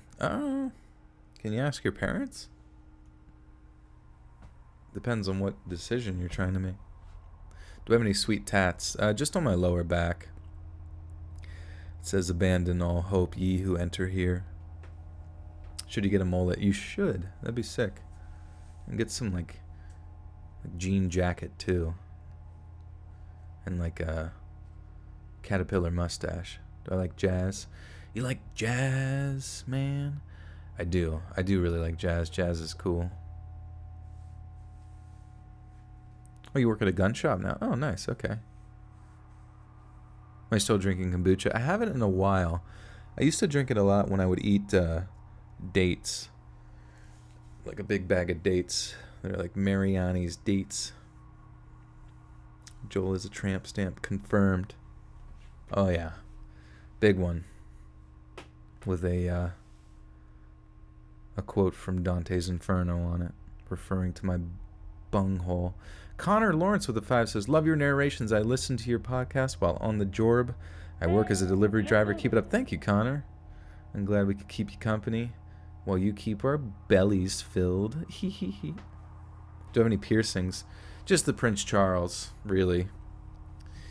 Makes it really hard. But I have the Prince Charles like right on my cheeks. So whenever I poop, it actually slices the poop in half. It's weird. It's weird, but it's also super cool. And all the girls at the hipster bar love it.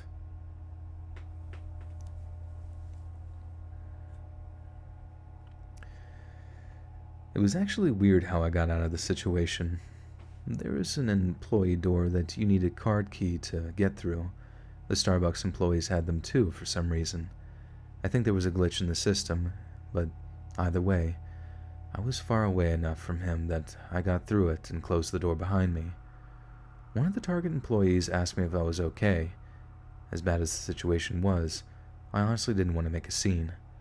I told him I was fine and just needed a minute to take a break. I sat there for about 15 minutes and left. Mike was gone, and that was the last time I saw him. I'm not sure why he hasn't contacted me since. I'm just glad he hasn't, though. He was responsible for the worst part of my life, and honestly, I'm lucky to have gotten out of that situation alive. Wherever he is, I just hope he isn't doing the same thing to another poor girl out there. Do I like classic rock? I do, yeah. Classic rock is great. There's like a classic rock station around here growing up that my parents just had on non-stop. And when I was younger, I kind of didn't like it, but obviously as you get older, you start to refine your palate, both for Brussels sprouts and James Dean. Of course, I don't think James Dean was actually played on that classic rock station all that much. The porn star James Dean, yeah. Pretty. He wants attention. Oh my god. Oh my god. He's so cute. Okay. Alright, back to business. Some people don't know they have ADHD until way later in life, so maybe the bright side is that you know now and can learn how to accept yourself. Is that me? Or are you talking to the other person? Yeah, ADHD, I feel like we were kind of learning a little bit. I was looking into a little bit more about it because a lot of people, talk about it. It's a lot more prevalent, I think, in society nowadays as opposed to even just like 10 years ago. Maybe it's diagnosed differently, I don't know. But it always left me kind of perplexed because the manner in which a lot of people talk about it is relatively generalized and sometimes doesn't kind of get into the specifics of like the the physical attributes of what is causing it, kind of like how insulin, issues with your insulin could be, is correlated to diabetes and is kind of defined in that objective manner. But we kind of got into the idea that ADHD and like certain neurotransmitters and issues with, I guess, synthesis of those or reuptake of those can kind of lead to those sort of mental diagnoses. And it seemed when I was reading on Wikipedia the biggest neurotransmitters that were most prevalent within ADHD was like, a lack of dopamine reuptake or something like that. I could be wrong, but maybe someone who knows a little bit more about it. But like, well, mental illness is not like diabetes. Well, yeah, but I think the only reason you're saying that is because we don't understand the brain to the extent that we understand the pancreas. You know what I mean? Because it's not like the brain is just... It's still an organ, So there's going to be... It's a lot more complex, obviously, than the pancreas or the heart or various other, like, more clear-cut diseases within the body. But because you're discussing the body within a physical manner, there's eventually, through the process of science and trial and error, you can begin to hone down the core cause to something that's physical. You know what I mean? But I think right now, at least from my perspective, it's definitely come a long way, and it's just going to require a lot of funding and research and development over a period of time. The science of psychology, the study of the mind, I still feel to a degree is in its relative infancy. I don't know how you guys feel about that, but I mean, they've come a long way in understanding it, creating definitions, understanding the physiology and stuff like that, but it's still very... we've got a long way to go. Breadmoth says, the brain has no pain receptors, that's why they keep you awake when they do brain surgery on you. Interesting. Isn't it weird? No pain receptors, but it hurts. It hurts all the rest of the body with its nerve. Actually, I guess the nerves hurt and they transmit to the brain to let you know to stop. Right? You are our dopamine intake. Yeah. But that's why sometimes I kind of struggle to talk about the physiology of like mental illness, because I feel like a lot of the science is relatively, I want to say completely new, but it's not relatively widespread in its knowledge and understanding the same way that something like insulin resistance or even something as simplistic as a symptom of hypertension, Starting to sound like a politician. Too many big words. I know. Well, sometimes you kind of have to talk like that, because I feel that I try to, I don't know. I don't, I don't want to come off as ignorant, you know what I mean? But because I know that if you go to, you don't want to, because you want to discuss a topic. I don't want to like sound like an asshole, talking about shit. especially something that requires a substantial amount of nuance that can't just be like summed up in like, well, you just don't get it. You just don't get it. Or it's not real, or you know what I mean? Like people want to throw things away or just throw it, to the side because they can't understand it. But I think, it might take another 100 years or something like that. But I think we're going to make a lot of strides in understanding mental illness within the sort of physiological definitions. It's going to be a lot more specific, and that might, in turn, demonstrate things that exist on an even smaller microscopic level that we may not even know exist, or certain neurotransmission processes that we're unable to observe right now. But that's how science works. You build off of the last guy. They're building a bridge, and we're all just like continuing to build a bridge to the next island, and we just keep going from there. Somebody dies on their way building the bridge, and I mean, how long did it take to build the Great Wall of China?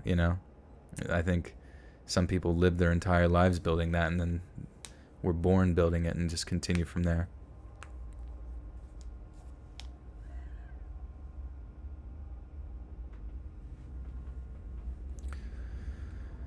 Alright, anyways, enough of my nonsense.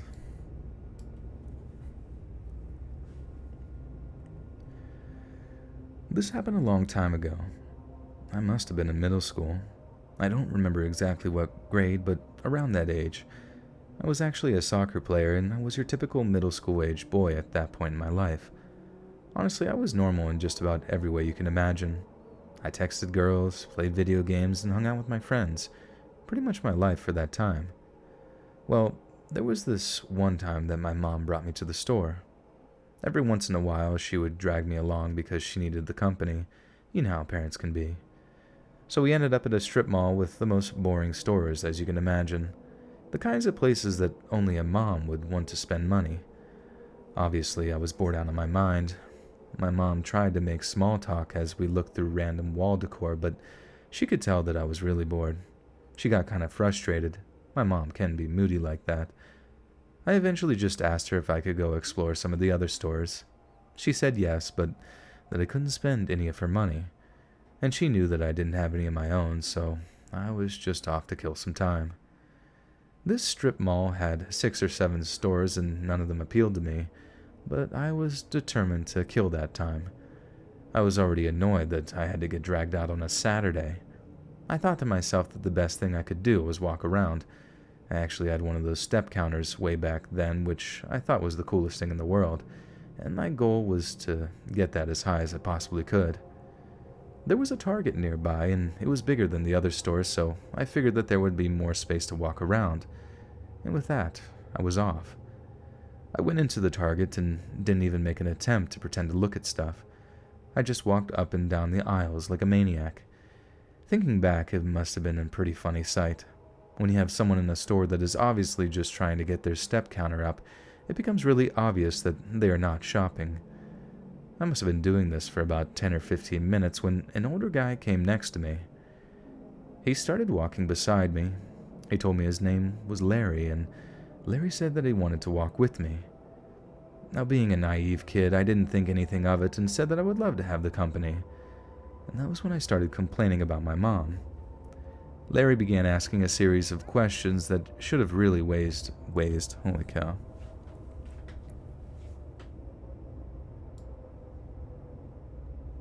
They waste some questions.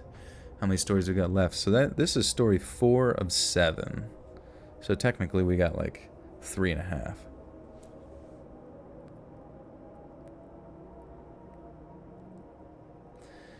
Medicine is constantly evolving and changing. That's why it's called practicing. Yeah, I mean, it's... The human body is very complex, and even obviously there's different things that work on a broader scale, but sometimes everything's specific to the individual as well, which I think, who knows, we might even come to find that treating mental health could be as wildly unique as treating or defining someone's personality, which, as you know, everybody you've ever met has a completely different personality. So it being prescribed one particular medication or therapeutic process could work on somebody and then just be completely detrimental to another person. You know what I mean? You never know. But that's kind of why I feel like you just kind of have to feel it out, like you're going through a dark cave until eventually you're just familiar with where you are in that cave.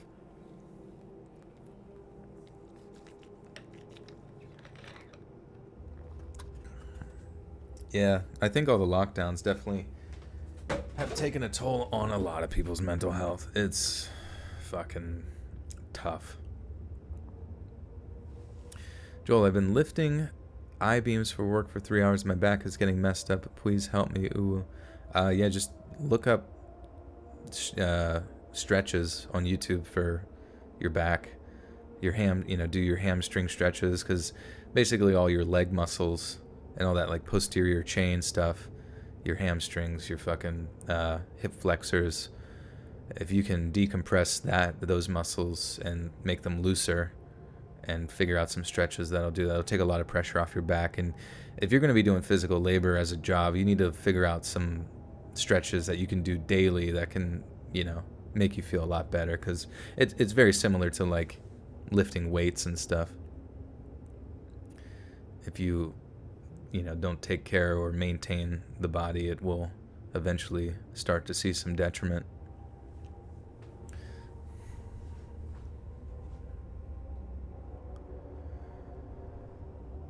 Larry began asking a series of questions that should have really raised some serious alarm bells in my head. He asked where exactly she was, how long she would be gone, and things like that. I told him I would probably have to wait for her another hour or two before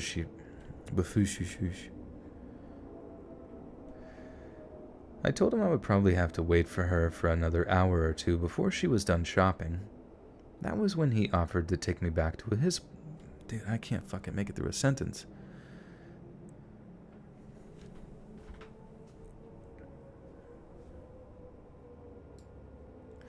I think the weirdest thing, too, when it comes to, like, mental health is, like... And this is more in the philosophy, like, metaphysical aspects, is, like, where does, Well, first off, you have to ask yourself a question, like, does the soul exist, That sort of, like, ethereal concept that many people sort of argue would generate your very hyper-specific personality that is you. But then also, like, within the physical concepts, the more materialistic reality is it just your brain chemistry that makes up your personality? Because obviously removing certain aspects of your brain has been demonstrated to create an entirely different personality in a person who would otherwise have a better temperament, can suddenly be, have sudden outbursts of violence because they're missing maybe certain aspects of their frontal cortex or something like that. You know what I mean? Like, I'm just throwing examples out there, but I think that's part of the confusion too. And I'm not saying it's holding back a lot of the sciences at all, because I am very open-minded to the concepts of metaphysics and spirituality, and I think they're very powerful. But at the same time, it's a very confusing field right now, and for a lot of like scientists who kind of like almost act as if though it's all like a settled science, I think mental health and studying of the brain is like one of the most consistently evolving aspects of science that exists in the modern era, so to speak, so to pop. These bodies are borrowed. Lobotomy.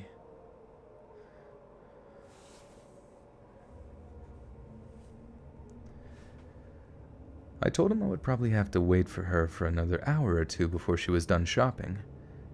That was when he offered to take me back to his place. He said that he had an Xbox and he only lived 2 minutes away. When he asked me that, I stopped walking. Part of me almost said yes, but then I remembered my parents telling me all about the creepy old men who try to kidnap kids. Stranger danger. The realization hit me like a ton of bricks, and I told him that I wanted to go back and see my mom. He started getting really persistent about taking me for ice cream and then back to his place.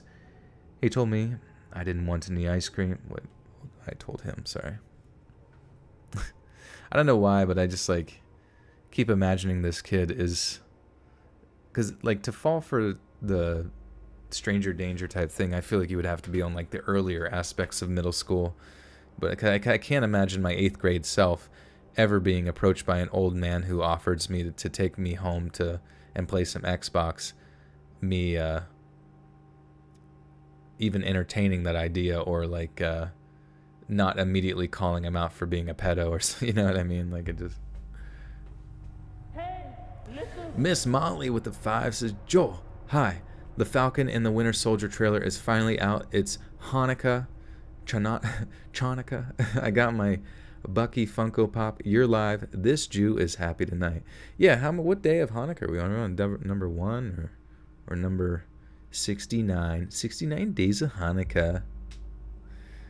For 69 days, the candle did not go out.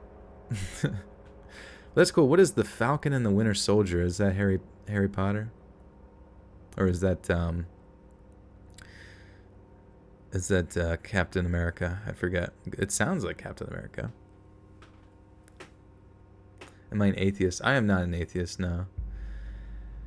I think atheism, I mean, I think that's totally fine. You know, I really do not give a shit what people believe at all. Like, people's obsessions with trying to control what other people believe is like, probably won't like, is literally like being obsessed with trying to control like the flow of water outside. Like, it's just going to happen. Like, there's literally no way you can prove to someone one way or another, even if you give your sort of anecdotal experiences in regards to things or a certain feeling you have about reality. But you know, I feel like to a degree sometimes I can understand where atheists come from, but at the same time I tend to notice that there's certain personality traits that atheists manifest from, you know, whenever there's no sort of existential hope for something beyond their momentary existence within this like larger existence of reality. It tends to kind of like create a sense of nihilism philosophically in the manner in which they, not the way that they treat others, but just the way that I personally have looked at the world when I start to take on a sort of nihilistic perspective. But that's not to say that, you know that that's how everyone is. It's just all I can say is that whenever I start to take on the perspectives of atheism, I start to feel a little sad. I'm a little sad and I want to cry.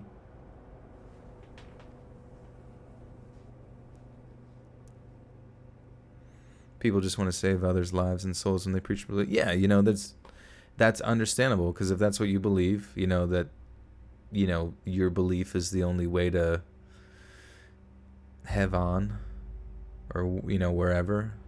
Maybe after life you go to like a cheesecake factory or something like that. I want everyone to go to the cheesecake factory for sure, and I can understand why people would want that as well. But at the same time, I can also understand why they would tell someone to fuck off, you know, because it's annoying to be told something when there's no definitive proof within that conversation, you know. Let's talk about nihilism. Yes. Do I listen to Brockhampton? I don't think so. It sounds familiar. I'm the only YouTuber who actually chats with us. I watch some like streams on like Twitch and shit like that. And granted, it's like they're playing a video game, and most of the Twitch is younger, so they're just like posting a bunch of shit in the chat that says like Kakona or like fucking Weird Champ or Pogu or Pog, you know what I mean? Like, it's weird to me that people would even be excited to sit there and type, like, imagine typing Pogu into the chat over and over and over again, like in some sort of amalgamated hive mind. Like, it's not fun, you know. But I feel like there's sort of a disconjointed connection between Twitch streamers and video games and their chat, where they don't really have a lot of respect for their chat as individuals. They always call them chat too, they chat, listen up, it's like they're interacting with a really advanced, you know, AI system or something. And I look at you guys as me friends, me online friends that keep me sane and listen to my bullshit. Pog me, daddy. Poggers. Raven Westnidge with the 5 says, I don't have any specific religious beliefs or anything, but I do believe there is more out there beyond the comprehension of the human mind and eyes. Exactly. It's like and that sort of belief can be manifested out of so many various concepts. Like it can be even derived from just sort of individual reflection, over a period of time. And I think that's a fair assessment.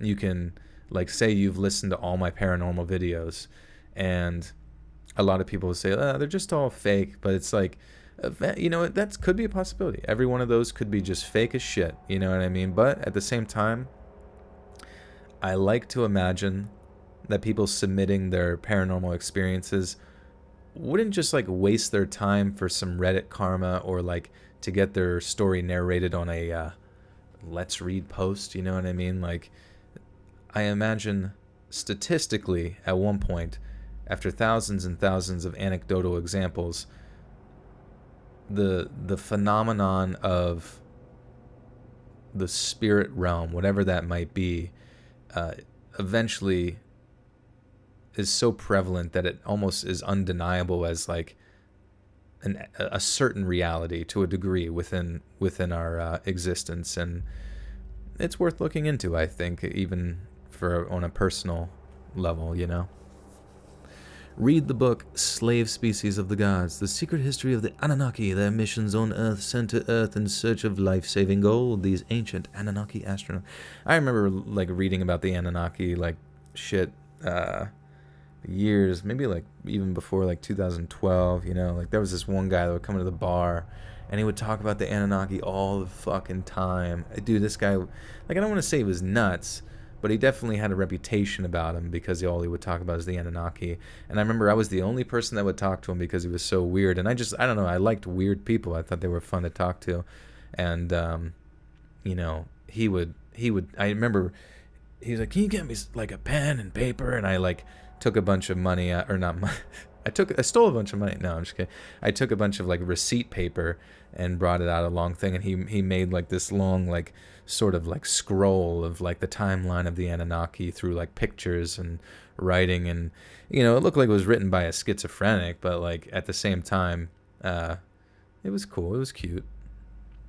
The Anunnaki live for millions of years and control the planet. That's true. You said it, and I'm on board, baby. Let's do it. Let's all start harvesting a bunch of gold from the earth, lift it up to the ionosphere, and thank our Anunnaki lords for using us as slave labor. We appreciate it. You saw a little ghost of a little ghost in your kitchen one time. Yeah, exactly. And it's like, Sarah, like, you telling people about that experience, like, they might not believe you, but it was your personal experience, you know what I mean? So it's like, who am I to even say that didn't occur or that's untrue, because it's like completely negating your reality and your experience that you witnessed with your own eyes. And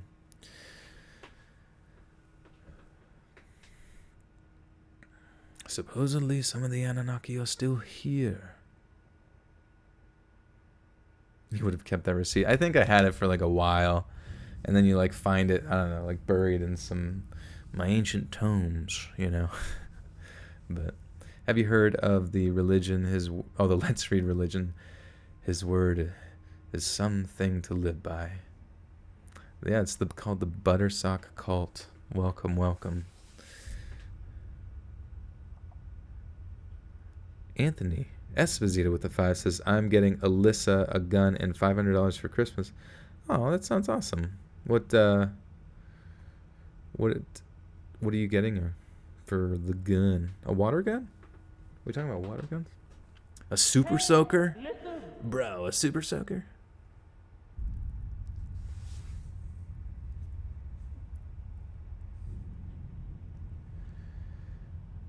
I told him I didn't want any ice cream and that my mom was looking for me. That was when he offered me $100 to go with him.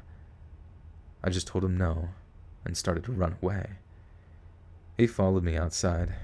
He watched me run back into the store that I had last seen my mom. The creepiest look, too. This guy was truly a freak. I got inside the store and ran over to my mom. I started telling her about the creepy man, and she became really concerned. She asked me where he was, and then I told her that he was probably still in the parking lot of Target. We looked outside of the glass windows, and he was looking in. When he saw us look at him, he walked off briskly. My mom went outside to try to get a good look at him or get a license plate, but by that point, he was already gone. We ended up calling the police and filing a report with them. I couldn't tell them very much, though. I wasn't, and I'm still not, a very observant person. The only thing I could remember about him was that he had a collared shirt on and he had no hair, and that his name was supposedly Larry. But that was it. I asked my mom about the case years later. I guess she kept up with it to see if they ever got him. Of course, they didn't. And it really scares me that someone who was possibly willing to abduct a child is just out and about. It really freaks me out and kind of makes me not want to go out in public very much. But anyway, that was how I was almost abducted in Target when I was in middle school. I thank God every day that I didn't go with him, because I would probably be dead.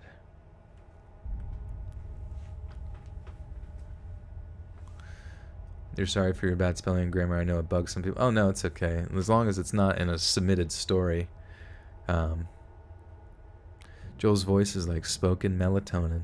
Maybe I should start listening to my own story. That'd be such a funny thing if you guys found out that I became my own favorite YouTuber. I started donating to myself. Oh, I love you, Let's Read. Thank you, Let's Read. Oh, Let's Read donated $1 million. Thanks, Let's Read. Whoa, $1 trillion? Raven Westnidge has become a full-grown pizza and a member of the Buttersock cult. Welcome, Raven. Thank you. Everybody welcome Raven. I feel bad. The notification system for the members doesn't work anymore, and I don't really know how to fix it. Anybody got any of them? Anybody got any more of them Buttersocks? I'm so well spoken. I should definitely have a podcast. Well, I do have a podcast, but it's basically just, this. It's just this, all the narrations from this, but on Spotify and Apple Podcast. You know what I mean? All that kind of stuff. Just translated over there. Peaceful Prodigy with the two says, "What's up? Let's read the first. Remember Cooper? Cooper? I don't know. Is that a dog? I don't recall." Route Terror with the two says, "What's your favorite scary movie?" Well, I've talked about this before. I think The Shining is definitely up there as far as just overall creepiness and story presentation, character development.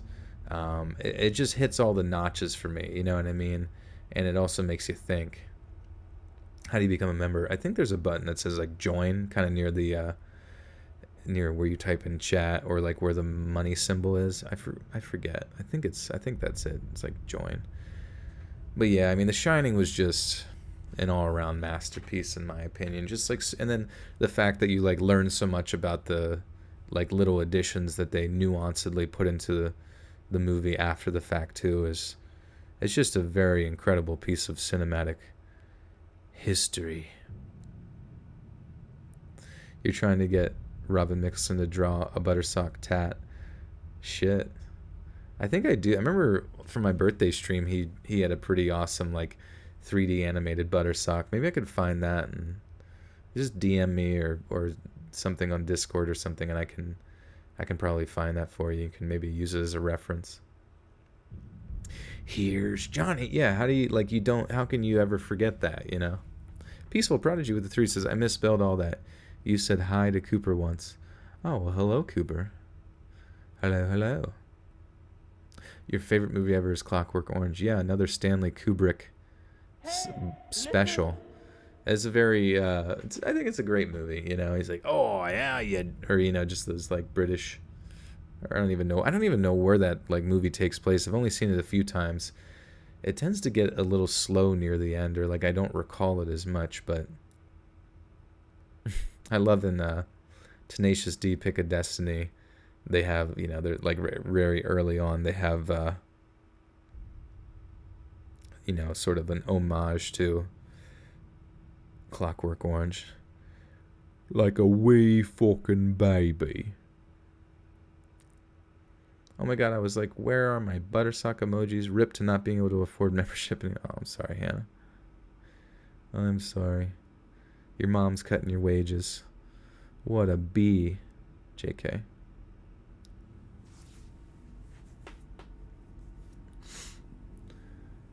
How do you get membership on YouTube? Yeah, so it's just a button that says join. It should be somewhere there. How did everyone else do it? Clockwork Orange is more disturbing than scary. Yeah, it's very weird. Especially like them like beating up that fucking drunk homeless dude under the bridge. Stuff like that. Remember when Full Metal Jacket, also directed by Stanley Kubrick, the actor Sergeant Hartman passed away recently, and I was watching this movie a couple of nights ago. Yeah, that was crazy. Just, I don't know, just the juxtaposition between like, you know, being in drill camp or whatever versus actually for them to go to war in Vietnam. Like, I don't recall much of like the Vietnam aspect, but the first part of where they're in the, you know, training and stuff like that was pretty fucking intense. Like them all beating him with soap and then him like blowing his brains out. Like it's just nuts. Peaceful Prodigy with the 2 says, you better remember Cooper for next time I show. Are you Cooper, or who is Cooper? Is it the dog? Like, you gotta fill me in on this, on the Coop Whip. Hey, listen. One of the Mythbuster cast members died this year. Damn. Oh yeah, I remember that guy. I thought you were like one of the main duo died. That would have been wild. Wasn't it set in a dystopian world, Clockwork Orange? I do believe, yeah. The world that they exist in is not like super expounded upon. Let me see your war face. Ah!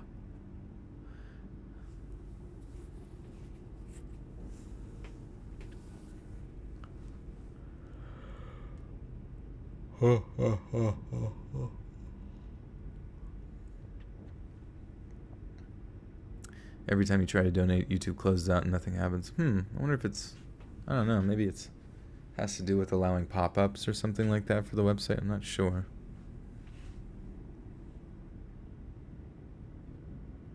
Architect has become a full-grown pizza and a member of the Buttersock Cold. Everyone welcome Architect. Do I like BuzzFeed Unsolved? Yeah, I was like, we were talking about last time, like, I don't know how they do it, but it'd be sweet to do like tryouts or auditions, I guess they call it, and get on there. Do some voice work for them would be a lot of fun. Peaceful Prodigy with the 2 says, Cooper is my golden doodle. Oh, okay. Cooper. Hey, listen. Coopy boy. Architect, it does, yeah. I believe, yeah. It's like another way to... Look at all those green names. That's awesome. Thank you, guys.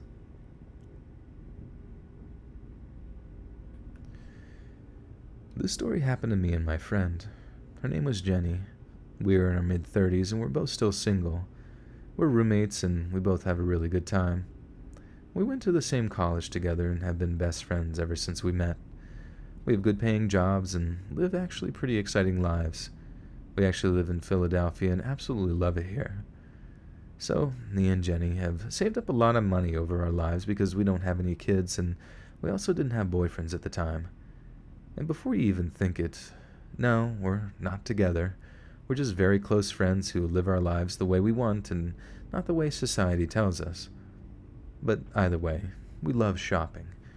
We work hard so we can buy nice stuff whenever we want. It's kind of how it goes, right? We would always go on Saturday night. That was our secret shopping night. But after the virus, we were pretty much reluctant to go out. We've been working from home and we do everything we can to stay safe and stay indoors, and as you might imagine, it has been extremely difficult. We live in a 2-bedroom apartment in downtown Philadelphia. Our jobs went remote and we felt guilty every time we left the house. It's been a rough little while. We got really excited when things started opening back up, and we hoped and prayed that life would continue as normal. We were both stuck in this tiny apartment and couldn't do anything other than watch TV or read the whole time. It was honestly kind of miserable. But when we officially got out of lockdown, we gave it a few weeks before we went anywhere still. We may have been bored to death, but we also didn't actually want to get sick. There wasn't a massive spike in cases or anything like that, so we figured that it would be okay to go out as long as we wore a mask. We went to all the stores we used to go to. We bought some clothes, perfume, shoes, and other girly things like that. It was honestly super fun. There was nothing like being able to go out and live again, have a good time. Sure, we were a little worried about getting sick, but we thought it would be fine as long as we wore our masks, and at once, to this day, neither of us actually gotten it. But for me and Jenny, the good times left just as quickly as they had come. We were in Target. We were checking out some of the men's sports gear.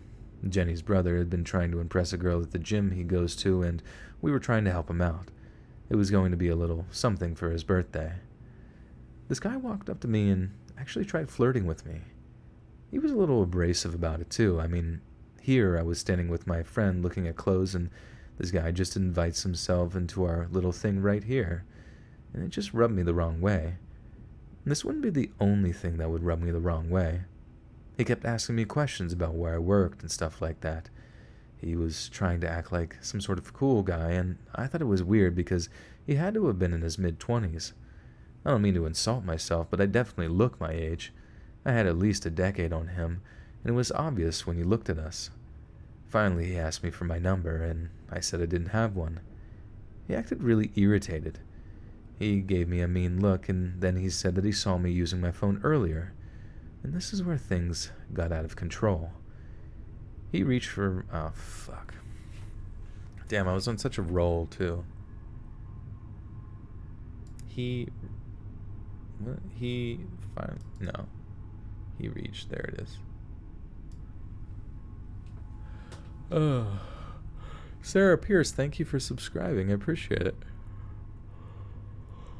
Oh, I should... Well, I was going to say I shouldn't be tired, but then I realized I should.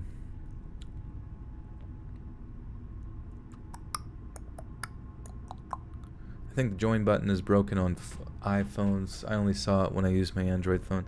Yeah, dude, does anybody use Twitch? Because there's so many different things on Twitch that, like, are a lot more efficient than YouTube. And, or the fact that they even exist, you know what I mean? Like, I think one of the weirdest things is that you can't send, after this, I can't, like, have you guys raid another stream by, like, hosting a stream, you know, where it basically would redirect all of you to another stream that's going on. And to me, I think that's kind of, like, strange that doesn't exist. The audience can't, like, create clips, because you can do that on Twitch. You can, like, someone says something funny, you can clip it, and it will, like, go back like it's a VOD, you know, video on demand, and you can go back and create a funny clip. And I feel like that would be actually fun if I ever said something funny that you liked, or something cool or creepy, you know, you guys could create a clip of it, and then I could put it on social media to promote the streams and shit, or put it on a community thing. You know what I mean? It's just silly stuff like that. And I feel like YouTube doesn't really have any intentions to, like, be better at streaming, and I just don't really know why. Make my own Let's Read website. I don't really know what I would do on a website if I had it, because the whole point is, like, the YouTube podcast thing. Oh, and stream there? I don't know. Honestly, if I told people to come, you know, like, that I was going over to my website to stream, no one would. I'd probably get, like, 2 people show up, you know. I suppose I don't. What arm thing, homie? What arm thing, homie?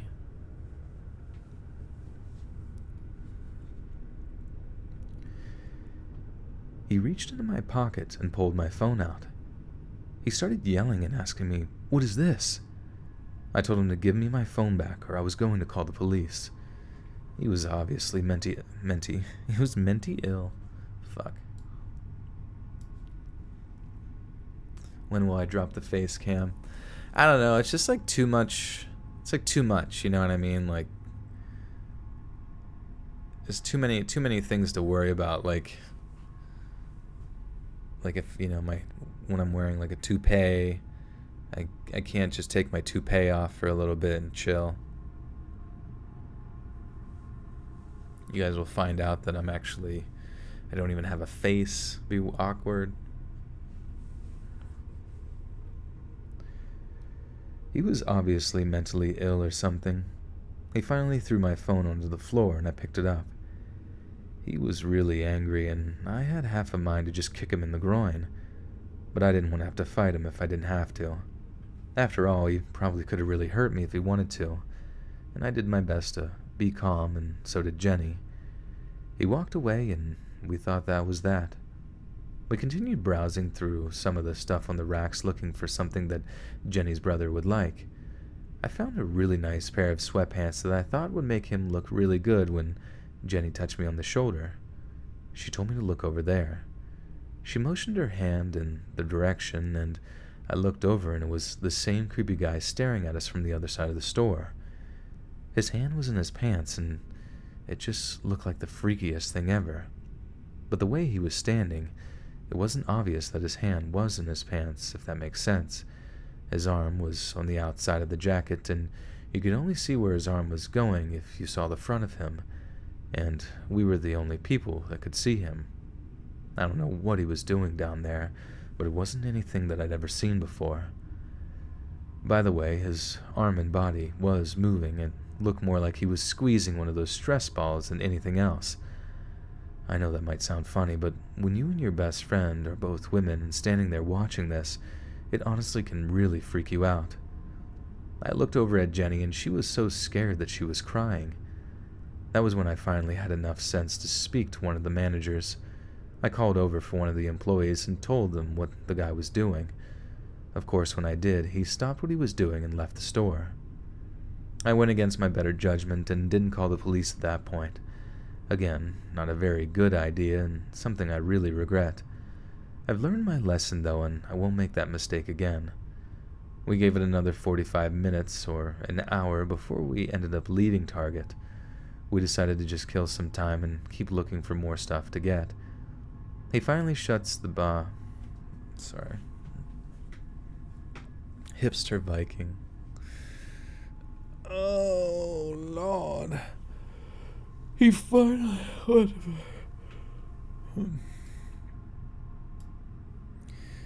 He was probably...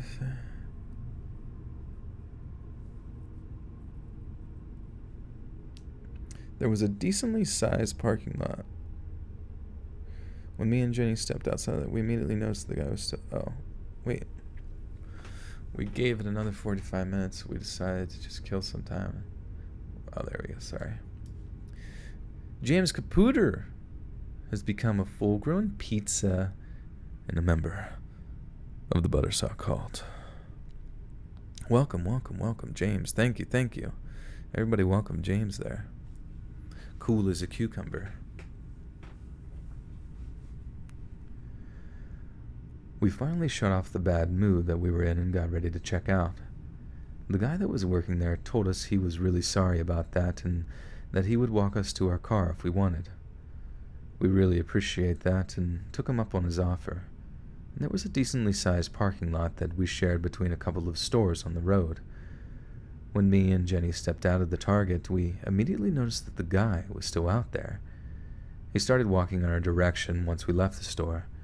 He was probably standing there since the time that he had left the store earlier. Thankfully, he darted off when he saw the Target employee with us. He was a bigger guy and looked like he worked out a lot. He told us that he would call the cops and let them know about this guy after we left. We thanked him a ton. I even handed him a $50 tip for being just such a good guy about the whole situation. After all, he didn't get paid to watch out for our safety, and I really appreciated that. Jenny and I drove home and got there safely. And that was the end of the story with that creepy guy. I'm really appreciative of those Target employees and sorry.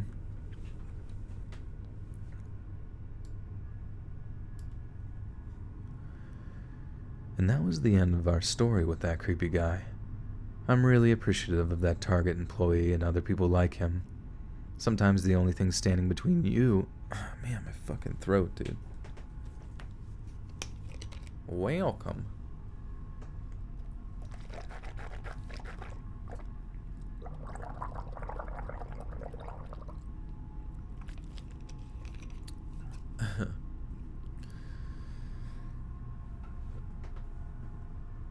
Joel is way better than Mr. Nightmare. Thanks. Hey, Deshay, how are you?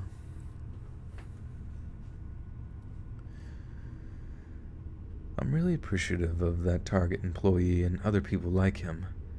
Sometimes the only thing standing between you and a predator is a selfless stranger looking out for your safety. Wait, I was confused about this story.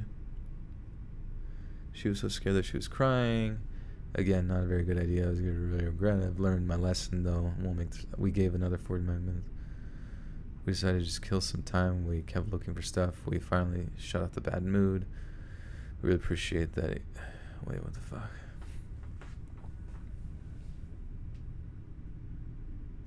Oh, yeah, wait.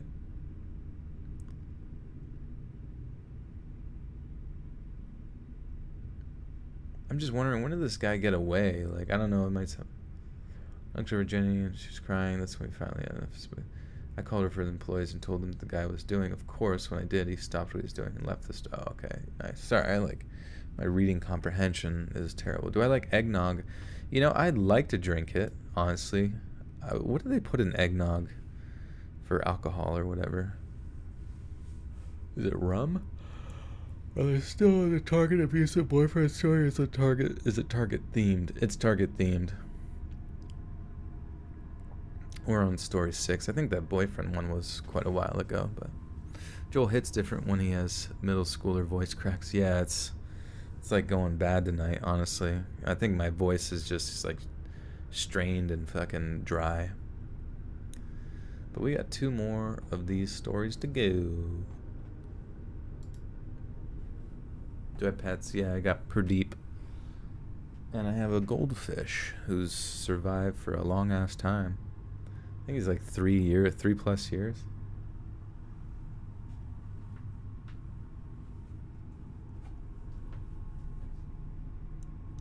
You're a first-time stalker. Any advice? I don't know. What do you guys? What would you suggest to a stalker to be a successful stalker?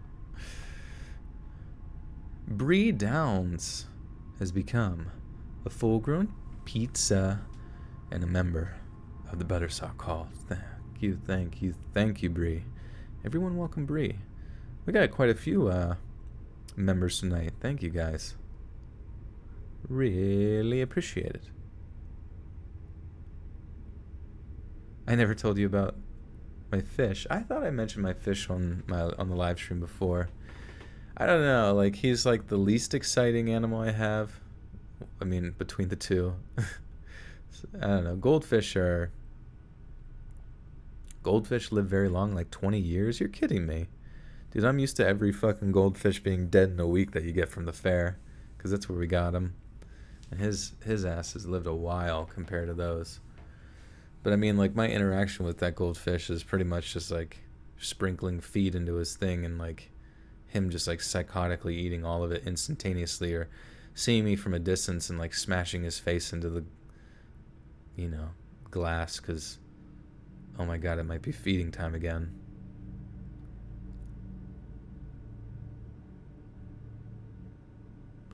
How do you like reply to a person on the chat? I'm trying to be social. Yeah, so you want to reply to someone specifically, you can do the @ you know, like shift 2 is the @ button, and then you start to type someone's name in, and if you click that, it will like, and then click space, you know, and then type your message out.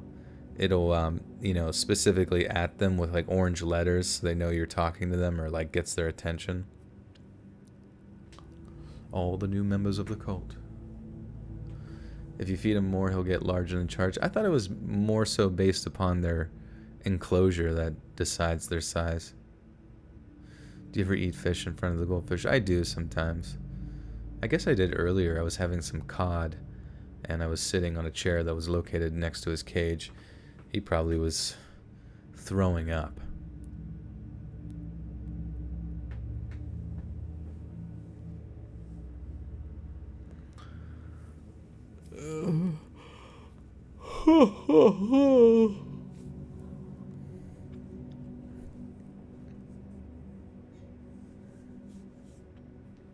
Do I have a special friend? Pradeep's my special friend. Very special.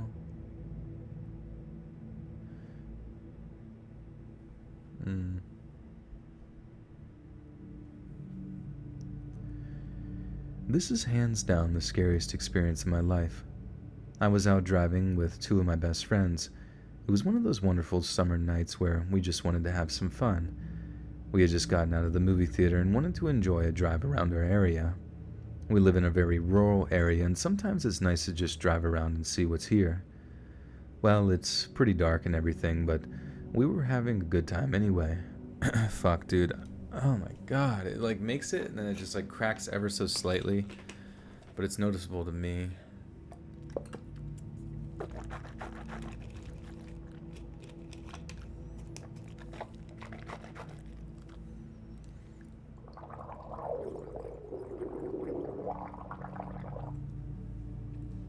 Let's go. Oh, fuck, man. We had just gotten out of the movie theater and wanted to enjoy a drive around our area. We live in a very rural area, and sometimes it's nice to just drive around and see what's here. Well, it's pretty dark and everything, but we were having a good time anyway. It had to have been about 9 o'clock at night. We were blasting music and laughing and everything, but there was a car that started following us. They weren't tailgating us or anything. They just followed us for a really long time. One of my best friends pointed out to me, and I hadn't even noticed it. I asked her how long it was behind us, and she said at least for 10 minutes. I wasn't exactly sure what to do. We were pretty far out in the middle of nowhere. I remember learning about this little trick a couple of years ago. If you think someone is following you, you can take it 4 turns in the same direction, and if they're still behind you, they're definitely following you. There weren't very many turns out there, but every single turn I took, there was this car. By the time I made the 3rd turn, I started getting really uneasy. I thought that we may have been buggeroony. By the time whiskey and lemon juice, that sounds like it would just completely melt my throat, to be honest with you. Who do I talk to about getting the artist status on Discord? Maybe one of the mods can put you in that highly coveted position.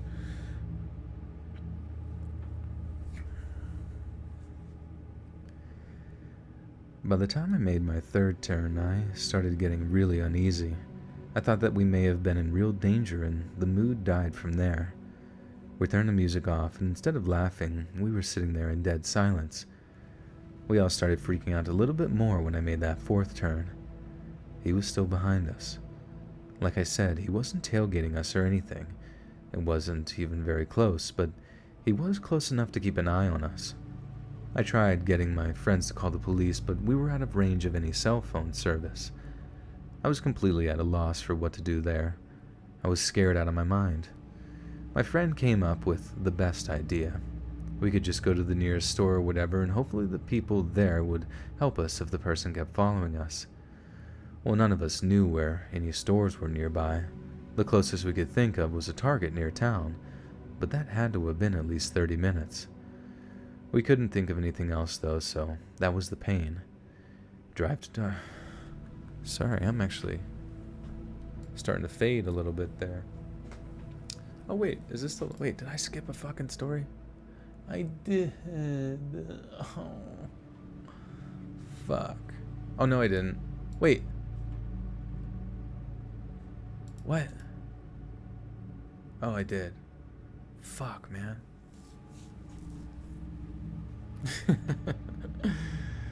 Oh, shit. It's all good. You're drinking vodka and lemon juice? Damn. You're a voice teacher. You're supposed to warm up all the time for singing. Yeah, what's your suggestion for warming up? Do you gargle butter or what do you do? But he's not singing, I know. Heat hot water, add cloves and cinnamon sticks. I feel like the cinnamon sticks would dry me out.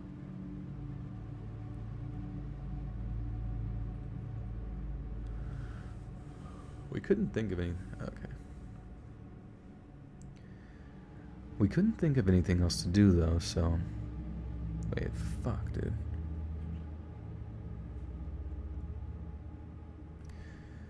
Well, none of us knew where any stores were nearby. The closest one we could think of was a Target near town, but that had to have been at least 30 minutes away. We couldn't think of anything else to do though, so that was the plan. Drive to Target. There was no way on earth I could ever describe to you the situation. It was the most horrifying thing of my life. Not only because I thought I was going to die, but because I had no idea what to do and it went on for so long. 30 minutes is a lifetime when you think that a potential murderer is right behind you. I sincerely hope you never have to experience it. You get more tense and anxious with every passing moment. It may have felt that it had taken a lifetime, but eventually we got there. Target was pretty crowded too, which we were thankful for. And this was our plan. We got going to park my car right in front of Target. Sorry.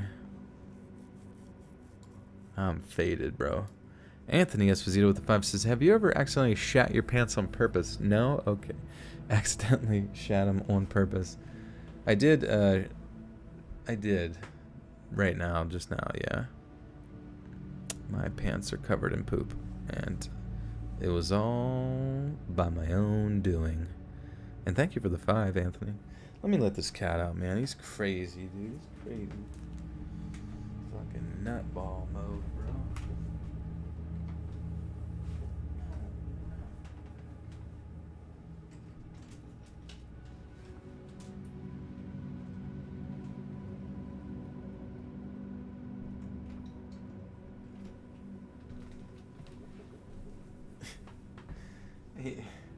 He was like rubbing into my legs.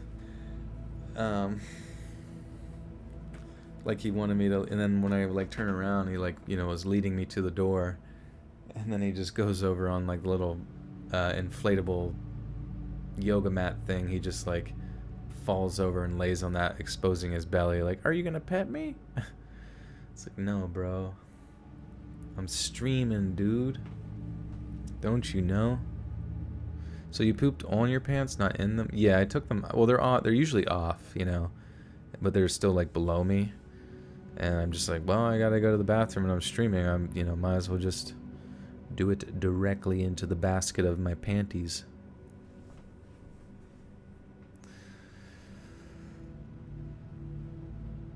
I was going to park my car right in front of Target, and we were all going to run out and run into the store.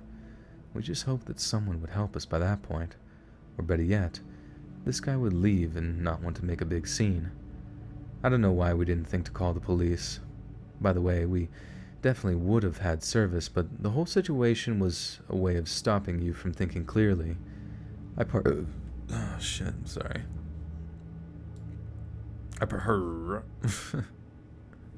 Whatever, stream Call of Duty. I don't, think my, PC is efficient enough to,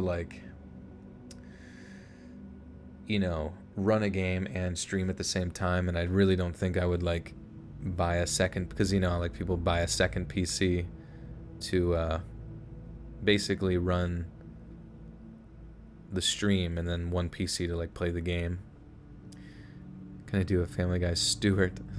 Stuart. That's a really... I love that you call him Stewie. Stuart. Hello, everyone. This is Stuart from Family Guy. Brian, please, help me take over the word. Listen here, fat man. There's going to be a few changes around here. First of all, I will be having Lois's breast milk at 11 a.m. sharp, right after a nap. And then Meg. I don't even know if I'm doing it right. Listen here, fat man. I'm like doing like season 1 Stewie.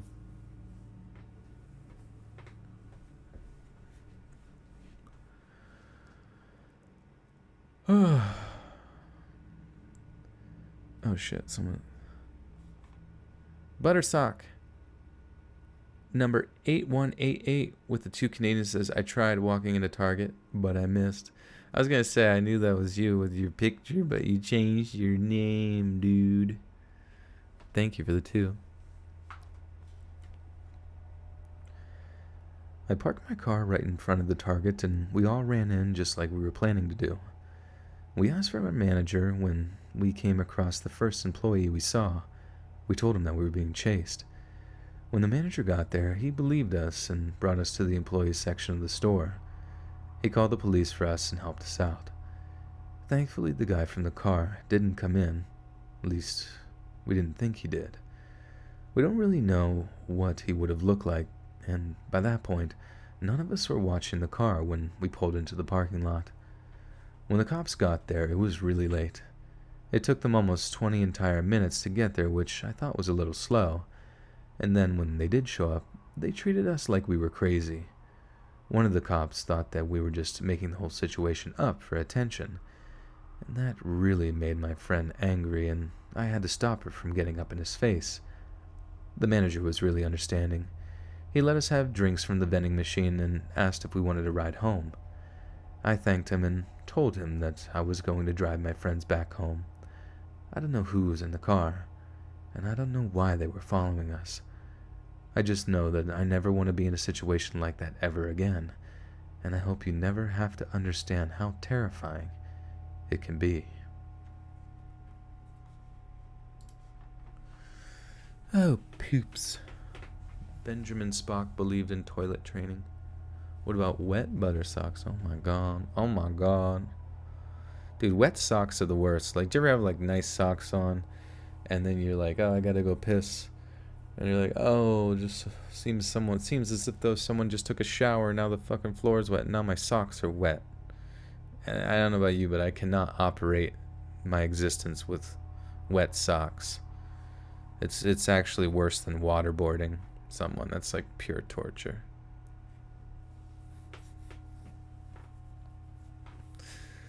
Wait, oh yeah, okay, cool. So this is gonna be story numero 7. And it's gonna be the last story of the evening. What was terrifying in that story? I guess, like, did the person like guarantee follow them after the 4th turn? Because if you imagine you're doing one turn, you turn right, then you turn right again, then you turn right again, and then you turn right again. And at that point, you literally just did a circle, and if someone's following you and you did a silly circle, they're definitely following you. And I don't know, did that happen in the story? Because they alluded that that was going to happen. But I'm not sure. Have you ever lost socks? No matter how many I buy, I keep losing them. Yeah, it's real bad. It's real bad. Get a bath mat? We do, yeah, but the son of a bitch gets water everywhere. Let me let this cat out. Hopefully it won't fall on the bed. Come on.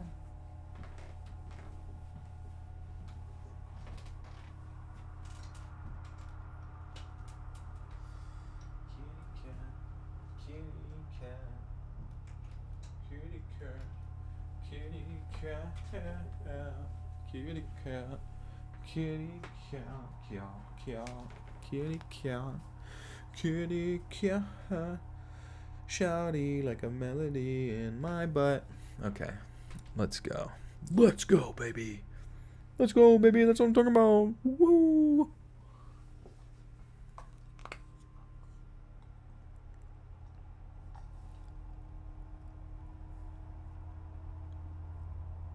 Buttersock 8188. Report to the principal's office for de-sterilization.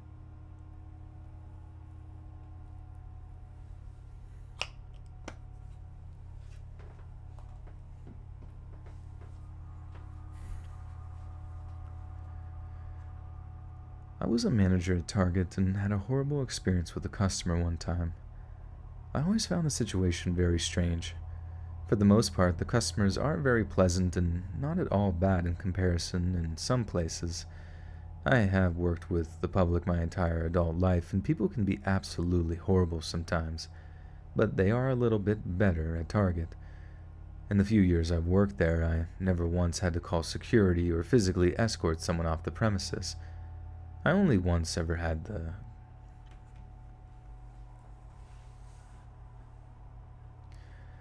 I only once ever had to call the police on someone, and I would actually make the case that he was only a target to creep on girls, so I'm not even sure that that really counts.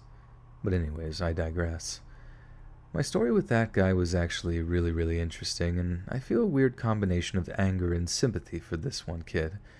He must have been about 19 or 20 years old, really tall, one of the weirdest looking kids I've ever seen, and I don't mean that in a judgmental way or anything. He was just really strange looking. It probably made life for him really difficult, so I can at least understand where he was coming from when he did what he did. Absolutely does not justify it or anything, but I can understand him at least, if that makes sense. It all started on an usual afternoon. I had just gotten off the phone with corporate, and if you're wondering, yes, it's always a nightmare. I was looking forward to doing some inventory checks and whatnot for the day. The story has been awfully... fuck, man.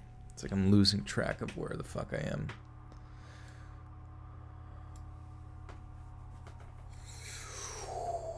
Everyone be simping, baby. Everyone's simp for Eileen.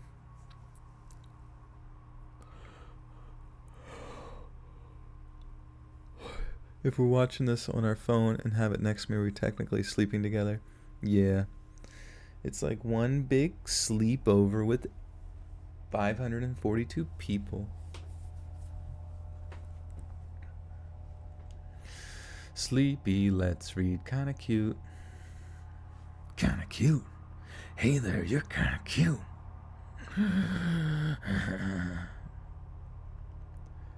The store has been awfully busy that week. I had a customer who wanted to speak with me. I went out to talk with her, and she told me about an employee who had been saying some words suck. Inappropriate. It's not that hard to say, but it sucks. Been inappropriate. I went out to talk with her, and she told me about an employee who had been inappropriate with her.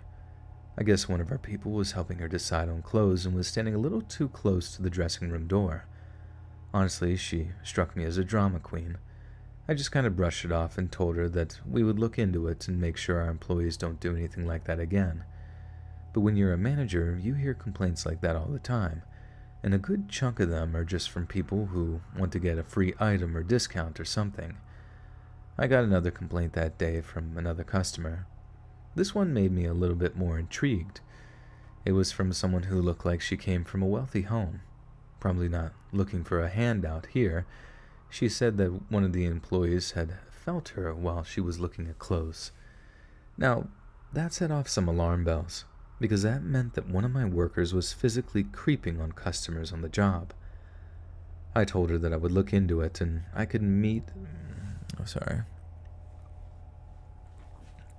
meat.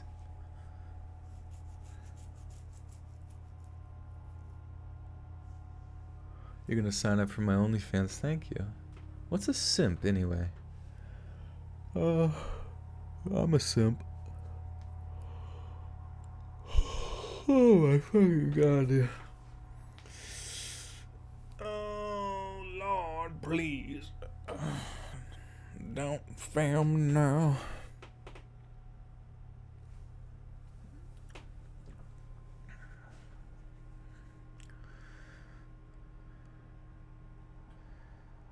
I told her I would look into it, and I called the meeting before everyone went home.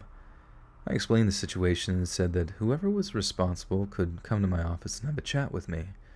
I would go easy with them if they admitted to it without forcing me to look into it. My personal philosophy is that people know when they do wrong, and they just want an opportunity to right their wrongs, so I try to give it to them. But everyone went home. No one admitted anything. And that was when it went on. Fuck, man. And that was when it was on. What? And that was when it was on? We couldn't... What does that mean? What the fuck does that mean? So I tried to give it to them, but everyone went home. No one admitted anything. And that was when it was on. And that was when it was on. We couldn't look at the security cam footage in the area because all of this has been going down near the dressing room. Whatever, dude. Not Eileen, Aileen. Oh my god, how do I pronounce my name? Need some hot tea. Yeah. I do be needing that tea, though.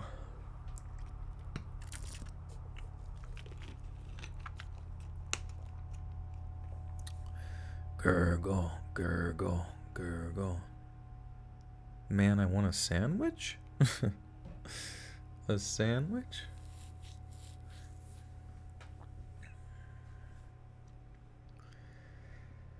And that was when it was on. We couldn't look at the security camera footage in the area because all of this had been going down near the dressing rooms. The closest security camera we have is on the outside rack of the clothes, but it doesn't give us very much indication of what's going on near the dressing rooms. I asked one of my favorite employees to keep an eye on that area over there. He told me he would. 2 days went by and he didn't see anything. I didn't get any more complaints either. Very strange. Of course, it wasn't long before we had another complaint. I asked the woman what this employee looked like. She forgot the name on the tag, but told me that it was a tall, skinny guy with weird-looking glasses. And right off the bat, I knew it wasn't anyone on my team. We didn't have a skinny guy with glasses. And immediately, I knew that we were dealing with someone that was pretending to be an employee. I gave a heads up to my team and had everyone on the lookout. I remember getting a text message from one of my female team members. She told me that she spotted someone that looked like that over by the clothing section. I immediately went over to look around, but before I did, I made sure to put on my jacket around my uniform. That way, I wouldn't be obvious that... Oh, fuck, dude. How do I lose my place like that? Oh, my God. I gave a heads up. And immediately I knew that they were dealing with someone that was pretending to be an employee. I gave a heads up. She told me that it spotted. I immediately went over to look around before I did make sure to my jacket. Okay.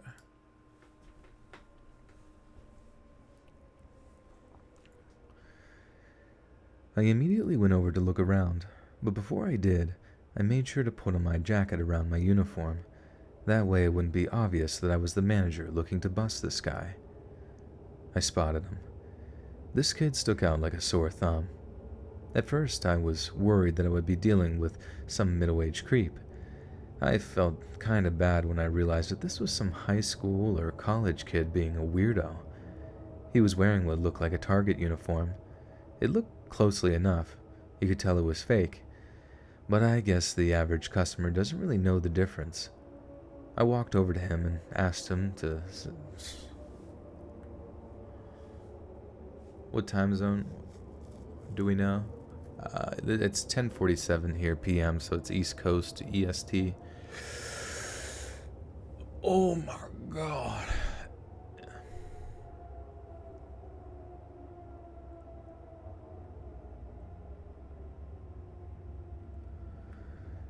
I felt kind of bad when I realized that this was some high school or college kid being a weirdo. He was wearing what looked like a Target uniform. If you looked closely enough, you could tell it was fake. But I guess the average customer doesn't really know the difference. I walked over to him and asked to see him in my office. The look of terror on his face washed over him in that moment was unforgettable. He wasn't true. Sorry, my brain is fucked. Holy fuck, I'm so tired, dude.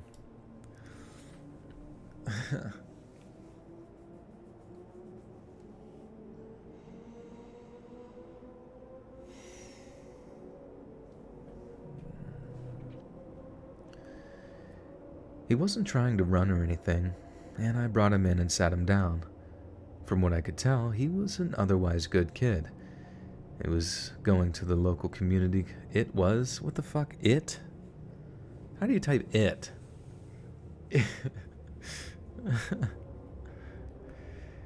He was going to the local community college, had good grades, went to church, the whole 9 yards. I asked him why he was doing this, and he said it was because no girls in his college would date him. I tried explaining to him that being a creep to strangers by impersonating a Target employee is not the answer. I told him that I could call the police and have him arrested for what he was doing. I told him I wouldn't, though. I know having something like that on your record can really mess your life up, and I wanted to give him the benefit of the doubt. After all, he hadn't done anything horribly bad in the store. He seemed like he got the memo. Well, he didn't, though. Must have been 2 or 3 months later that I got another report about something like that. Apparently, this woman was looking for a new sweater and a Target employee kissed her on the cheek. My mind jumped to the only thing I could think of, and I called the police. I was willing to give him the benefit of the doubt, but he had dug his own hole here. He was in the same area doing the same thing as before. I don't know what happened to him after the fact, but what I can tell you is that one of the cops recognized him. I guess this wasn't the only time he was being a creep in a clothing store pretending to be an employee. But other than that one weird kid, the people at Target are very okay people.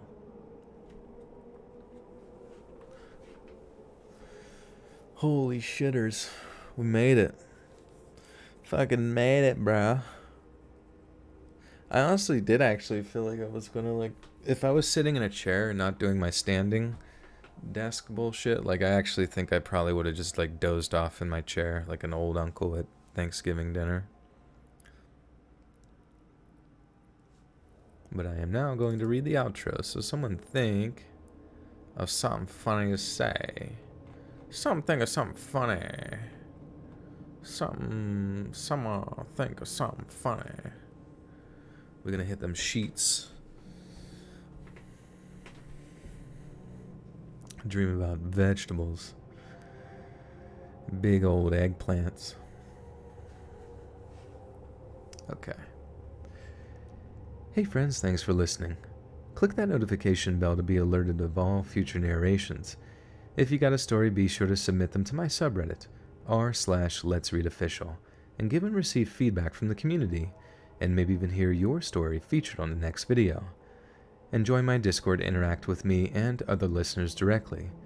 And if you want to support me even more, grab early access to all future narrations for just $1 a month on Patreon, and maybe even pick yourself up some Let's Read merch on Spreadshirt. And check out the Let's Read podcast, where you can hear all these stories in long compilation form and save huge on data, located anywhere you listen to podcasts. Links in the bio. Thanks so much, friends, and remember, adopt me before you go. Alright, quick adoption, guys. No one told me what to say. Would anybody say anything funny? Funny. Oh, here we go. And remember, kawaii on the streets, hentai in the sheets.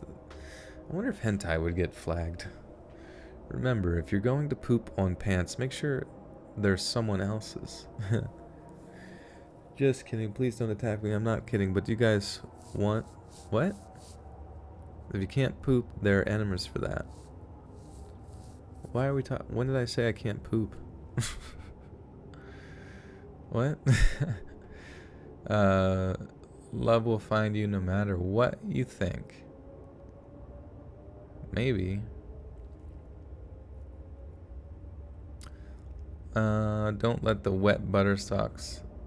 Something. Remember to shut your cornhole and eat your vegetables. There we go. Let's say that. Thanks so much, friends. And remember to always shut your cornhole and eat your vegetables. And remember, it's me, Mario. Aileen, you're gonna box me? I'm changing your name. Changing it on your certificate of life to a certificate of Aileen. Oh my fucking god, we've made it, guys. We did it. This is the end of the fucking stream. I'm tired of shit. Thank you guys for being with me. Appreciate you. Love you. As you know, yeah, I'm gonna be going to sleep, but you know, this will be out on Patreon first, so join the Patreon if you want. It's just $1 a month, $10.08 a year. A little bit of a deal there, a little bit of a dealy deal. And yeah, join the Discord. You know, keep chatting with all these good folks. Follow me on Twitter and Instagram. Follow my meme page too on Instagram @HornyComputer. Etc. etc. This video will be out and edited tomorrow at 7. It'll be out at 7 p.m. And like I said, out first on Patreon. But yeah, thank you guys again. Muchos love. Thank you for the generosity and kind blessings. I appreciate it. Stay well. Stay wary. Head on a swivel. And I'll see you again soon.